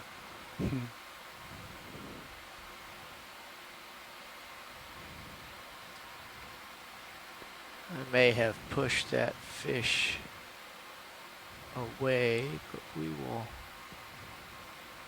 We'll see. Here he comes. Swimming right under the ROV, being blown a little bit by the current. So we think that this is another one of those Lucichorus ophidiids, the cusk eels that we were imaging earlier. And these have a pretty broad depth range from about 2,710 meters to 6,800 meters, suspected depth range. And the pilots, and I think there were some other interesting notes about these fish swimming slowly. And it's an interesting observation and something that I think more research needs to be done in. We have to also keep in mind that we're at a temperature of about 1 degree Celsius, so this is much, much colder, and all of your biological reaction rates are proceeding more slowly. So if you actually standardize this fish's movement, oh, we're stressing it out, we can go. Sorry. If you standardize that fish's swimming speed to take into account the temperature, then there actually is very little difference from the shallow water forms. So it's something interesting and something that hasn't fully been hashed out, but a future area of research. I was going to say that the, I guess it's not on. I will not say it. You were remarking about the, the low metabolic rate and things move slowly, so I could see that, getting agitated and swimming away would be quite a high cost to it, wouldn't it? Well, and they have different amounts of burst locomotory potential, so that ability to have escape response or a feeding response really differs in the different fishes. I've got a question for you. I would suspect that the stress is probably more induced due to the vibrations caused by the vehicle more so than the light. Yeah, so we mentioned earlier that these fishes have a very reduced eye, and the lens is so reduced that they probably can't actually form an image, but they're able to pick up little sparks of bioluminescence. So Roland, you're totally right that the disturbance is probably more due to the vibrations in the water, the noise of the vehicle, rather than the light itself. Okay, but there's the heading. You need to reduce the width of that beam of sonar that's going over the area, and in order to get it to go farther. Go ahead. Right. I was just going to say, there's also, we've come across a few places where there's a pinnacle or a mound or a buildup of flows or pillows, and so it may be that we get on these local topographic highs, and then we drop back down a little bit, and then we go up a bit. And I'm not exactly sure, where we drop the target for saying, that's where we're going, and maybe it's in a little bit of a pit, for example. 40 meters, 140. Up on this higher feature. Yeah, and there's a certain amount of complexity that, of course, is beyond the resolution of, of the mapping. Which is one of the reasons you like to come down here and ground truth things. Mm-hmm. I guess one of the things that I've been most pleased with about this dive is, maybe I shouldn't say I was concerned, but there was a possibility that even though this was a raised feature off the bottom, it was going to be thickly draped with sediments, and so it's really nice to see that there's been plenty of exposed hard substrate, and so there's the availability of the habitat for suspension feeders, and so what we've seen is it's been dominated by sponges. So why do you suppose there is so little sediment here, Scott? Well, the currents, certainly when we landed, were fairly strong. I mean, they've dropped off quite a bit. The sides have been pretty steep that we have seen. So I imagine if you get enough current, I mean, there's not all that much sedimentation to begin with in this part of the ocean. Right. And so what little there is seems to be blowing off and being deposited down the slopes, and it's probably, gathered up lower on the slopes or built up lower on the slopes.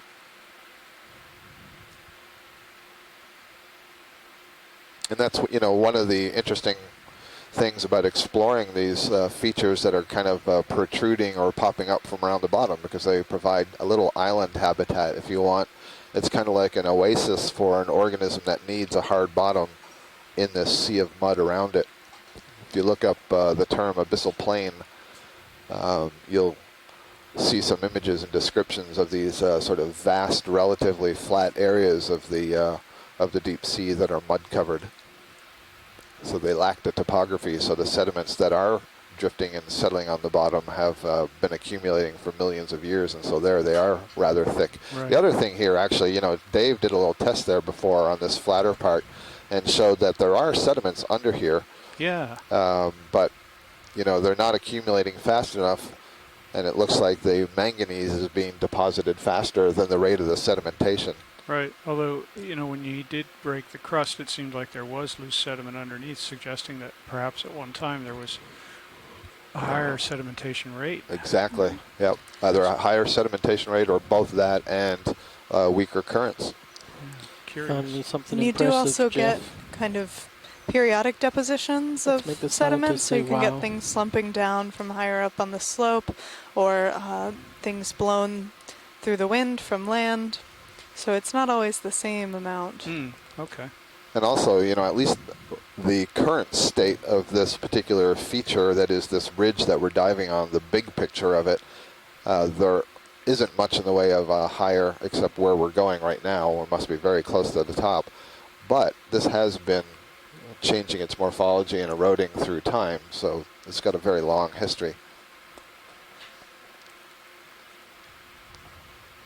But you could imagine if there was some really big storm, for example, that carried a lot of dust over the ocean and deposited, that could be one of these events that would increase sedimentation rates. And if that could persist for a very long period of time, let's say a time when Krakatoa exploded, for example, and you have lots more particulates in the atmosphere, and then those settle, that could be a time when there's a higher sedimentation rate. I wish a geologist would call in, because I don't know what I'm talking about, really.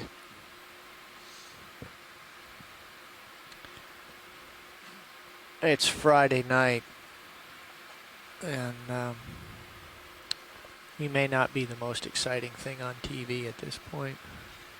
This sedimentation rate question is an important area of study. There are these things called sediment traps that get moored on a weight and then hang up in the water column, and then they actually collect falling organic material or falling particulate matter, all of the sediment that's coming down, and they stay down for a long time. Some of them can be down for up to a year or more, and so you can get a rate of the falling of that sediment. Maybe an important time to note the nice partnership and necessary partnership between deep sea biologists, or geologists and engineers.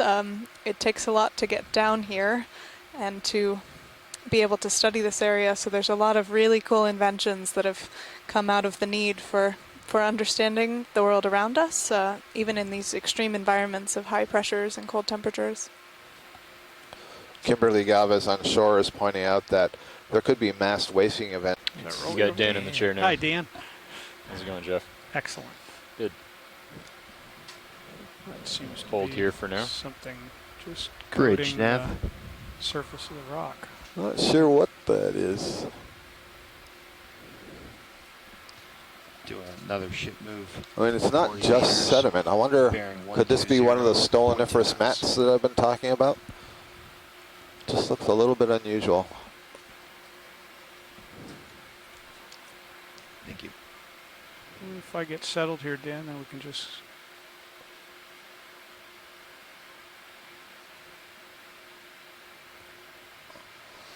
There we go.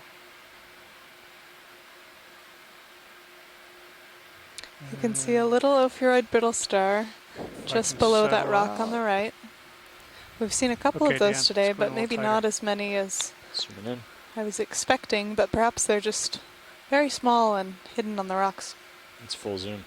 It's the patch above that. Oh. Not the one tucked in there. Yep, right there. Well, I guess. I'm not sure. I guess it's just some, I don't know if it's old skeletal sponge attachment or what, but it's still a little bit odd. But it is not an identifiable thing, so that's fine. Thank you. Zooming out.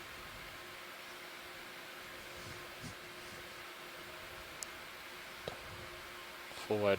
That's pretty far away, Scott. Do you want a Yeah. closer look? Yeah, if we're going that way. We don't need to linger a lot. I don't think it'll be identifiable, but let's have a look.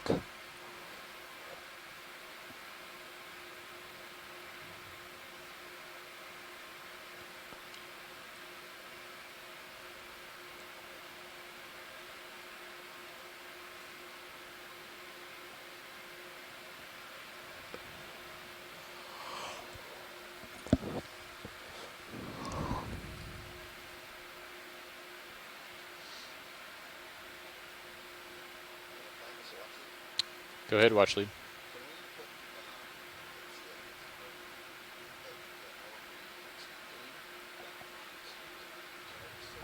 Oh, sure. I wasn't aware of that. Sorry.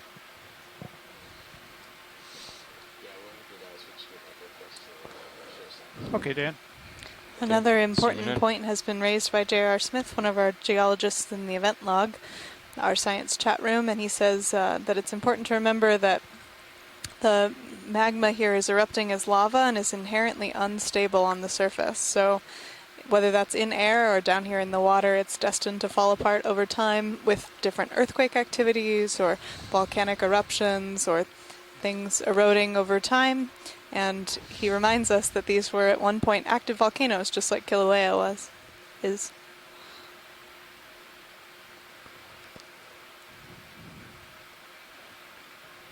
Sorry, Jeff, maybe you did. Full zoom. Okay. Doesn't look like stolonifera. That's just looks like. Yeah, it's just a pile of sediment. Brown smudge. Yep. Full wide. Okay. Must be something about just the, for whatever reason, the shape there is trapping particles that are drifting by or settling. What's this colorful thing? Is that a sponge? Dan? Oh, is this the purple spongy? Pardon me. Dan, let's take a look at this. All right, let's zoom in. Yeah, partial. Going partial. This is another holothurian. Yeah. So this is a sea cucumber. It's pretty different morphology than the ones that we've been seeing. You can see those adapted podia or feet that stick out like spines. Yeah, they just look more highly elongated than the ones we're seeing before. I don't know if they can change the elongation. It's possible. If they are modified podia, they should be part of a hydraulic system. You can see the intestine there in the center. This is a lighter color because the sea cucumber has been ingesting small particles and they've collected there to digest. You can see that very high surface area series of tubes. Great view. Sorry. Oh yeah, no, it is a great view. I was going to say a great view of the feeding podia. Sorry to interrupt. Up at the front end. And these are selecting little particles. We've noted that we refer to these as deposit feeders, but they're selective deposit feeders, so they can choose what they are eating for the best, most high nutrient organic material down here. That's good when video's happy. Jeff, let me just say there's some interest in also looking over the south, let's see, the wall on the other side. I guess that'd be the southwest side. Wall on the southwest I mean, we've looked over to the northeast at the edge. Okay. Can we look over on the southwest over the edge? Sure. If there is an edge there. I'm not sure there is any Would you like me to zoom out, Jeff? Yeah, go ahead. Full wide, please. Full wide. From, let's see which way we're pointing. So we're pointed southeast. Yeah, so it doesn't look like, it looks like we're already on the edge from Sirius. It's pretty gentle slope relative to what we were seeing earlier. There's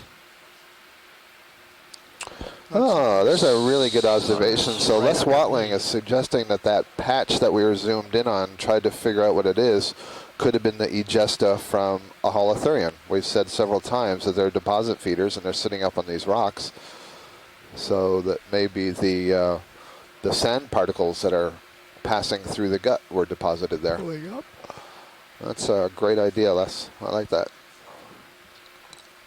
Scott, here's a view to the south-southwest. Yeah. Yep, that's exactly it. We're just trying to see both sides of this ridge. Is there going to be something, more things maybe on one side than the other, depending on how the currents are moving up the slope? And there's another robot Looking in the up water now with me. Sky. Yep. at Sirius, the camera sled companion vehicle to the Deep Discover ROV. This is what's connected to that 2.5 miles of cable that are out right now. You can also see the tether that links the D2 to Sirius. Fiber optic cable. It's I think it's about 30 meters in length.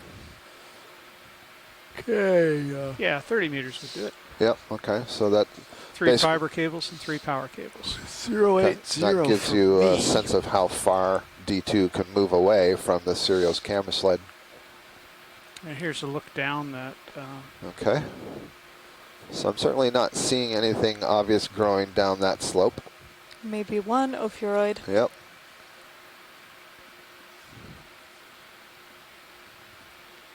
Still looks very rubbly. There's been a lot of discussion going on in the chat room about the nature of the erosion and the breakup, the original volcanism that produces the lava, and how you can get different rates of breakup and erosion and mass wasting, and that would give you this sort of impression of an environment that looks solid in some places and rubbly and broken up in other places.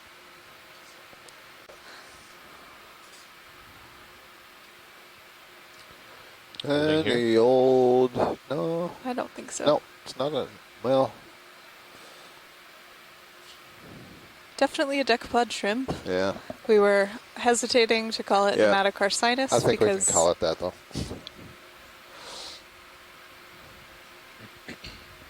No, you don't think so? not really, but I don't know. Okay. No. We'll have to send it Okay. around to the shrimp Understand. experts. That's right. Oh, Yep. Chris Kelly also suggesting nematocarcinus. Full wide. So, Or at least in that family. right. And Sounds this is good. the first time that anybody has had a Still look too low to down see. here at this depth. Far Look into the at that little distance white here. one. Sure. down below. We zoom in on this sponge. I think this is that one that's got the Lophophytus attachment, Chris. Yeah, I know. I was just thinking if we're not finding a whole lot of other things to grab, I'm not so sure this is the city. Copy that.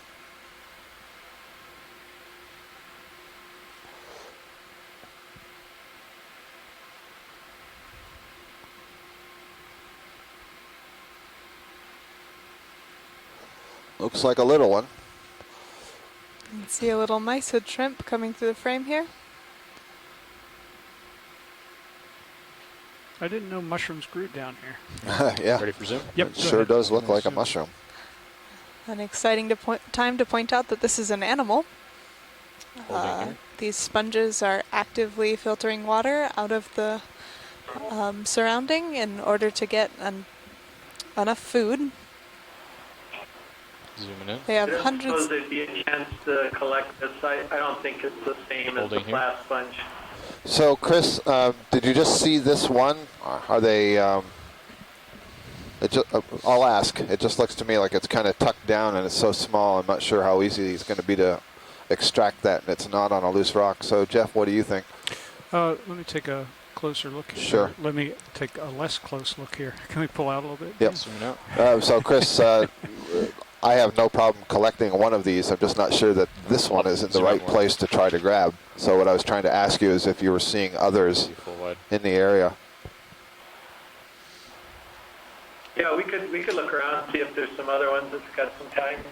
Dave, Just, what's the your more of opinion these that I see, the more convinced Think I I am get that the they're not just the young grip little in around? flat sponge. Top Right. So, do you think, were you seeing others as I we were would try going to over move this the latter part of the bottom. ridge? Get the Well, I've jaws seen right down mostly on the the flat rock. ones, the bigger the- ones, Yep. but I haven't really been looking for Hold these fast. little ones. I just started looking a few minutes ago and Might swing spotted around this the one. other side Okay. of it, see what it looks like. All right.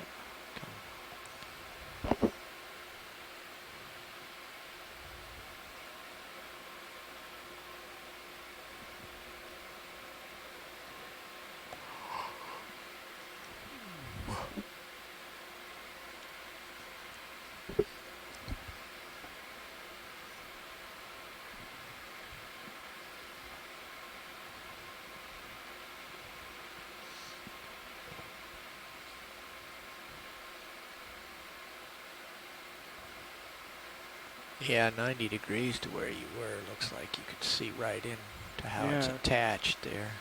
Yeah, let's see if I can come down right here.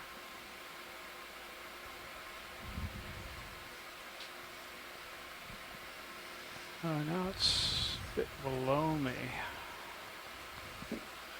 Scooch up a little bit, maybe.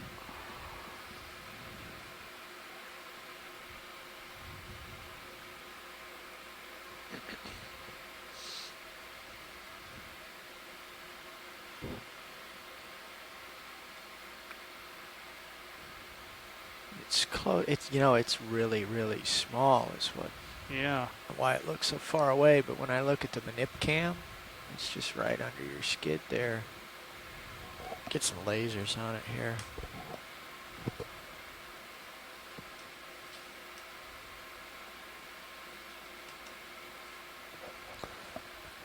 My worry is I look at this as it's so small, I'm not sure how the claws are going to get around it.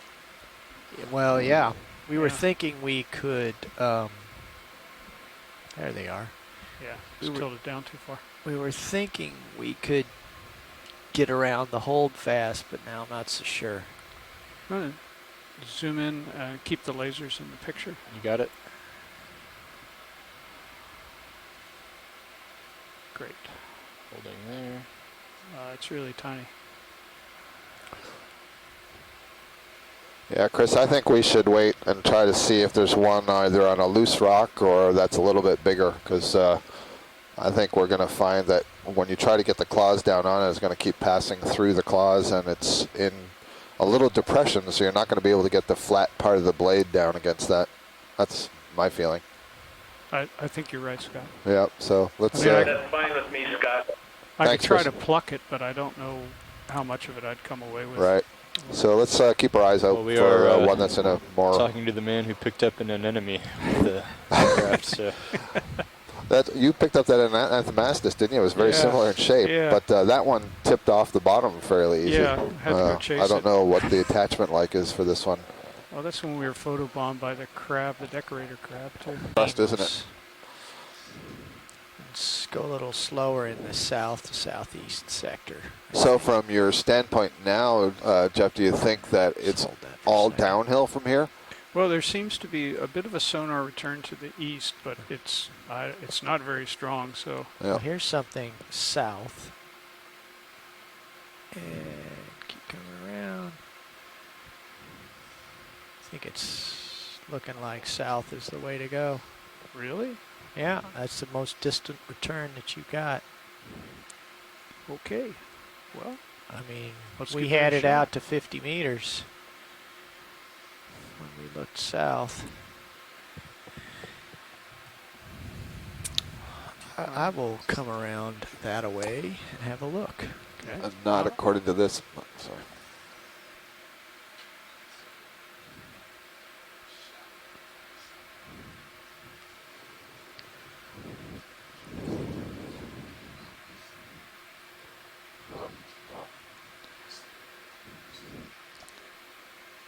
We'll take this opportunity to remind those of you watching at home that you can check out highlights from today's dive that will play on Stream 3 on the Okeanos Explorer website between when we finish the dive today and tomorrow's dive. Okay.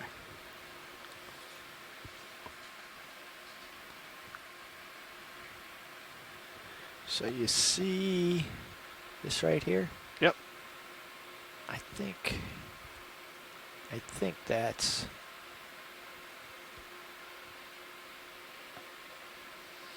the only thing out there, so that's what I'm thinking. Okay, well, just push out go there to south, the southwest-ish. Actually, you got to come right a little bit more. Sidle to your left to get this right ahead of you. This stuff out here. Either that, or we're looking down the hill into Neverland. I just thought that this was the area we needed to go to, but well, maybe we've been you there might be already. right, because as you go out here, this is disappearing. Highest point, and now it's headed back down either steeply to the essentially the west and east, and then a little less gradually to the southeast. If we get out like about which here. is where that sponge is. Yeah. See Yep. what's there. Okay, Dave. Well, how about if I come over in front of you again, and then we'll go southeast? Alrighty. All right. So Nick, southeast. Southeast. Copy that.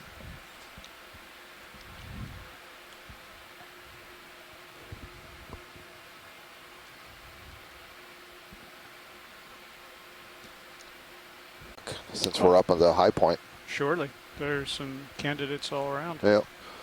And what's this lighter beige color right in the center? Quick zoom their video, please. I seem to be Nice drawn shot, to I sediment. agree. Unfortunately, I have to run. Okay, Jasper, we'll get one for you. There are some tubes going over the bottom that may be amphipods. Yep. Amphipods or polychaetes, but otherwise that's sediment. Or those are strings of holothurian, as Les puts it politely, egesta.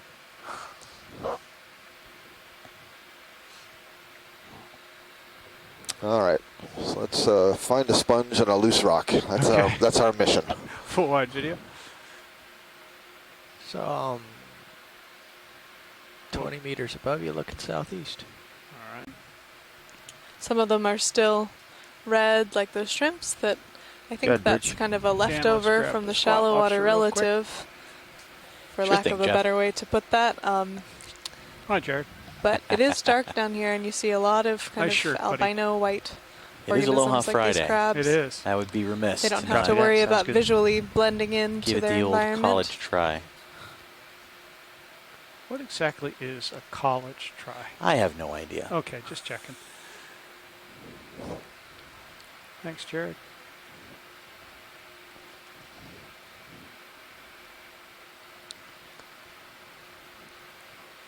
So if you'll indulge me, I actually had a question for the front row. I've noticed when we do our dive tracks, we generally seem to start low and then move upslope. Is there a particular reason for that? So we don't trip and fall down. It's easier to face the slope and go up. We have to face the slope to keep the tether away, and also because the cameras are on that side. And it's just safer to be going up the slope where you can see what's coming next. Great, thank you.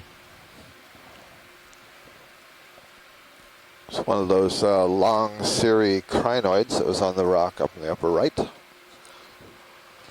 You are now And maybe another nematocarcinid shrimp on the rock on the right. We haven't seen the stocked crinoids at this dive, or Nope. and no. nor have we seen the corals. So it's possible that Way up here looking some of that backwards at suspension you. feeding Oh, okay. and being I need to fixed push in one ahead. place Thank you, Dave. isn't ideal at this site.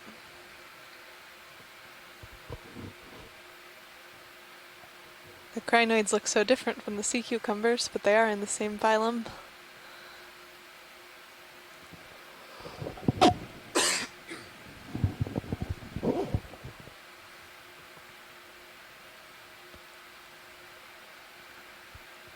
It's like this slab is sitting here where all is collapsed around it, or it is slid down the slope.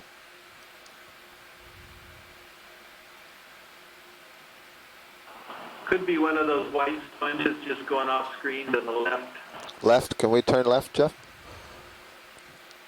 I see I see that bright one in the center, maybe? Yeah. Good eye, Chris.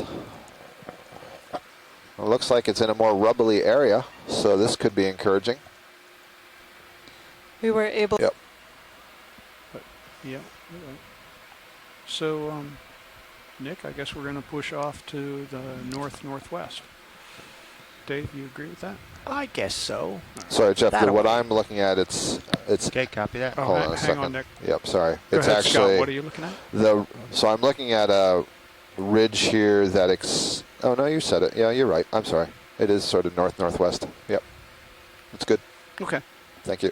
And that is the way we came from, generally. So we'll be going back over. Well, we're gonna go north. Yeah, like you northwest said, and it's take us hard over to here. judge from this high-pack screen, you know, North- what to look at, where to go. Oh, you're right. The other northwest. Yes. It's not just the back row that's mirror imaged, is it? Okay. What's in that coffee, Scott? Yeah, I don't want to retrace steps. Okay, I agree with you. I don't want to do that. Even any motorcycle trip, you'd never retrace your steps. So then it looks to me like the only steps we really haven't taken is almost due south, right? Yeah, I agree. It's going to be downhill, but it might not be too steep. So let's I'm not sure what other alternatives we have. Is there anything? Well, high pack shows. Scott, is it really that steep to go down due south a little ways? Because that'd be good just to explore a little more of this pinnacle. Yeah, I mean, I think that's what we're going to do. I mean, there's no more up and there's no more flat, so there's only down. So we're going to choose to go towards the south since we haven't really looked around that part yet. So that's the general consensus here, Chris. Great. Okay.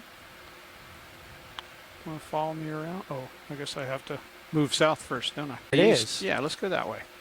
Is this a worm or a fish that's dancing in the center? I believe it's a worm. Another Nemerdian, perhaps? Quick zoom there, please. Yep, another Nemerdian. So it's kind of interesting. We've seen 3 or 4 of these now. So is that a stress response, or is that just... No, I think it's just swimming up into the water column, change its position. Okay. Pilots, would you like a ship move to the east? I think so. Yes, let's go east. So a ribbon worm, a relatively 40 short meters, ribbon worm. Okay. In shallow water, these can get up to more than a meter Bridge in length. nav. Full wide. Dave, which way? Partial? This is It is a probably fish. another Okay. Lucichorus, Pull out again and let based me, on that dark work my way sloping over head towards it. Okie dokie. and the white body. We've seen actually 3 of these today, all different individuals. You could see kind of different sloughing off of some of the scales that helped keep them separate. These are in the family Ophidiidae, which is a very common fish, we think, on the abyssal plain and even down to hadal depths, but they're very poorly studied, very poorly understood. A lot of our understanding of them comes from a few specimens from trawls over the last 100 years, and they've been collected very rarely. Thank you. Hold that. This one, First one's near just, the bottom, yeah. Freckled. Sitting there. So they're suction feeders. They're feeding on little crustaceans. So this one may be scoping around for a little shrimp or something to eat. Bad news for you, buddy. I haven't seen very many of them.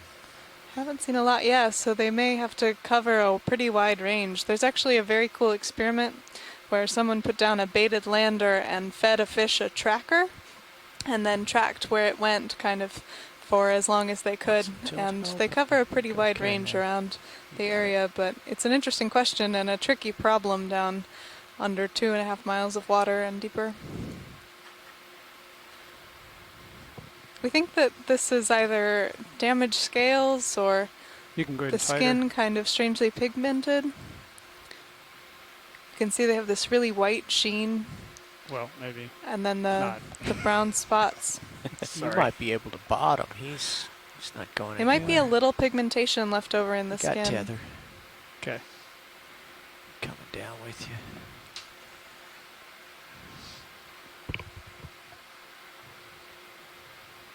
Whoop. Coming out full. We had Jørgen Nielsen from the Natural History Museum in Denmark, who's really the world's leading expert on these deepwater ophidiids, and we sent him a picture of something similar to this from a previous dive, and he says, what a beautiful specimen and an excellent photo, and he was even inclined to suggest a species for this. We got to the genus Lucichorus, but he was suggesting Lucichorus lusciosus, based on, again, that white sheen.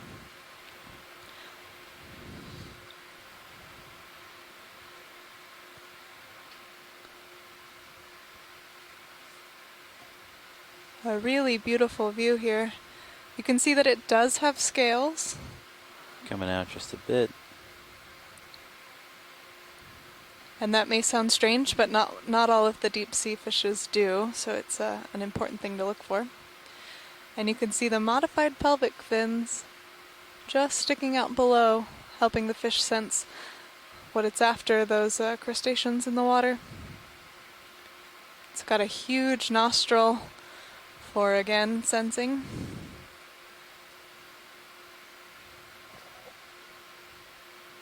This is a really wonderful view. One of the things that we use to identify some of these species is a count of how many rays are in the pectoral fin. And from this video, it's such a high quality, you can actually tell from a still image how many rays are there. Given the way it's holding those modified pectoral fins, it looks like it could be detecting things on the bottom or perhaps in the sediments as well. Yeah. Kind of dragging them over the Oh, surface. this is a great shot.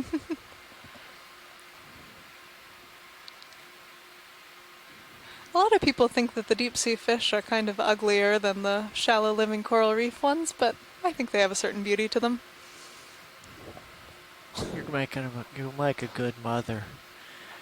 So I don't know if this is what I'm seeing, but if you notice the shape of the eye, it was elongate from posterior to anterior. And it may be an indication of the way they accommodate with their lenses. And so they actually can't distort the shape of their lenses. They have to move it forward and backward. I think it's referred to as an aphakic space in there. So you see that with fishes that need 3D vision to grab their stuff right in front of them. That is cool. Thanks, Chris. Yeah, this is Bruce. Ready for me to go in yet? This species doesn't have a well-deformed eyelid, so it's not seeing images. The shape of the eye may just be for light gathering in general to detect bioluminescence instead of the imaging of some of the shallow water fishes. So Bruce, they don't have lenses, the Ophideids?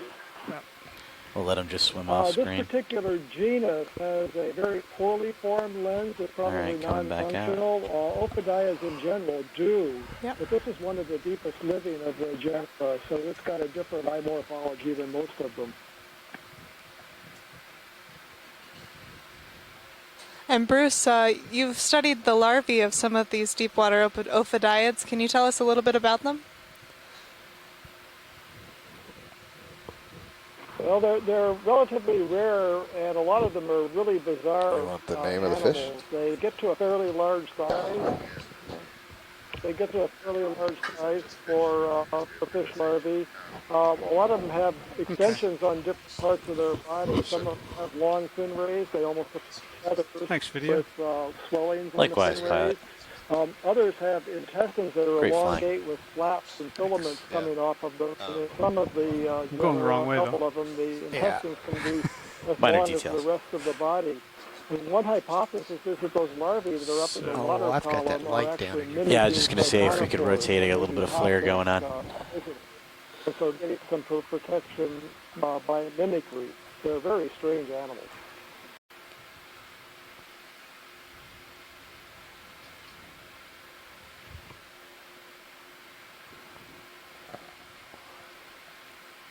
So I see that Caulophacus down there in the lower right, but I'm not sure what the big stalk is in the center. Hard to say if it's a It looks broken thicker. stalk or something different. Yeah. We could check it out.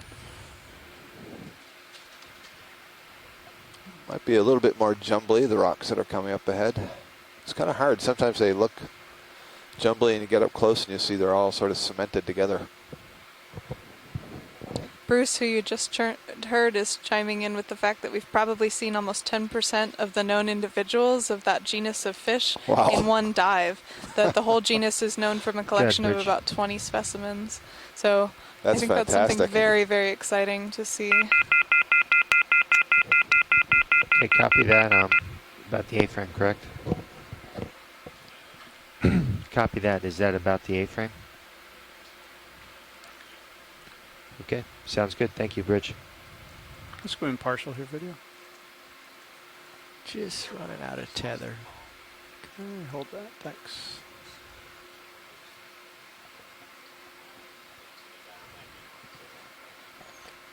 This does look like a dead sponge stock with maybe a crinoid on the back there.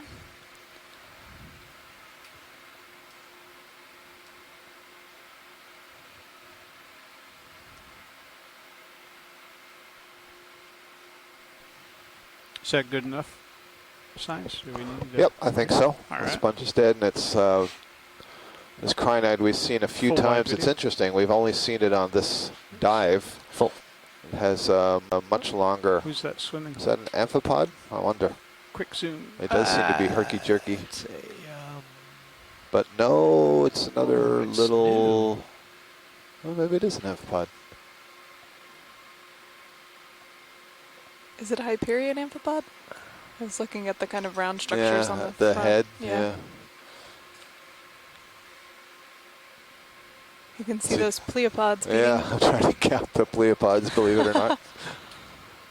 Just make sure that it isn't an isopod. It's a crustacean. Great. Make a Well. positive identification. That's okay, Jeff. We won't be able to get a very good idea on it anyway. Thanks. I admire your spirit. We'll pull a still from that. Yeah. He's coming back. You see that, huh? Oh, I think it just Yeah. caught him in my thruster Got wash it. and he went whoosh. All right. Okay, rock hunting. Oops. Okay. All right. Well, that has been very successful. We've had a good day down here in the Abyss. We're at 4,065 meters. We've just made our last rock collection. We've got our boxes filled. And we are ready to bring the vehicles back to the surface. So I want to thank you all for joining us today, all the scientists who are in the chat room and made contributions on the Roger that. We're just checking on the telephone Z-bias conference and, line. Getting All the viewers who information. have tuned in. If you missed any part of today's dive, you can check out highlight videos that will play on stream 3 of the I don't think website. that changed very much. That was pretty And small those will be rock. running all night Okay, and what's until our we dive Z-bias again tomorrow. number's 20, and we're not sinking. Okay, let's do some turns management then. All right. Well, we're just checking On the telephone Z-bias conference and, line. getting All the viewers who information. have tuned in. If you missed any part of today's dive, you can check out highlight videos that will play on stream 3 of the I don't think that website. changed very much. That was pretty And small those will be rock. running all night Okay, and what's until our we dive Z-bias again tomorrow. number's 20, and we're not sinking. Okay, let's do some turns management then. All right. What do we need to do, please? Just back up under me. Let's see, let me look at you. Give you some. So in terms of post-dive call, how come I'm on? Okay, so I'll be I feel like coming, I'm on speaker somewhere. Well, I got to come all the way I around hear the whole myself. turn. You can back up to me while I thought get, coming out somewhere this else. whole Maybe not. turn out. Where? Oh, that's on speaker. The red one. Click it down. Down. Yep. There you go. That's better. Okay. Sorry. So onshore, I was just going to say, Mackenzie and I have been sitting in this room for pretty much 7 hours, except for a little 20-minute break at lunch. So we would really like to stretch our legs a little bit. As well. So give us at least 12 minutes before we do a post dive. So we'll say at the top of the hour. So we'll talk to you then shortly. Thanks, everybody. Thank you. Thanks, guys. Looks like I'm directly under you. Yeah, and you're looking for, oh boy. Oh, I've got 2 turns in. 2 turns Okay. and west departure. Okay, first turn.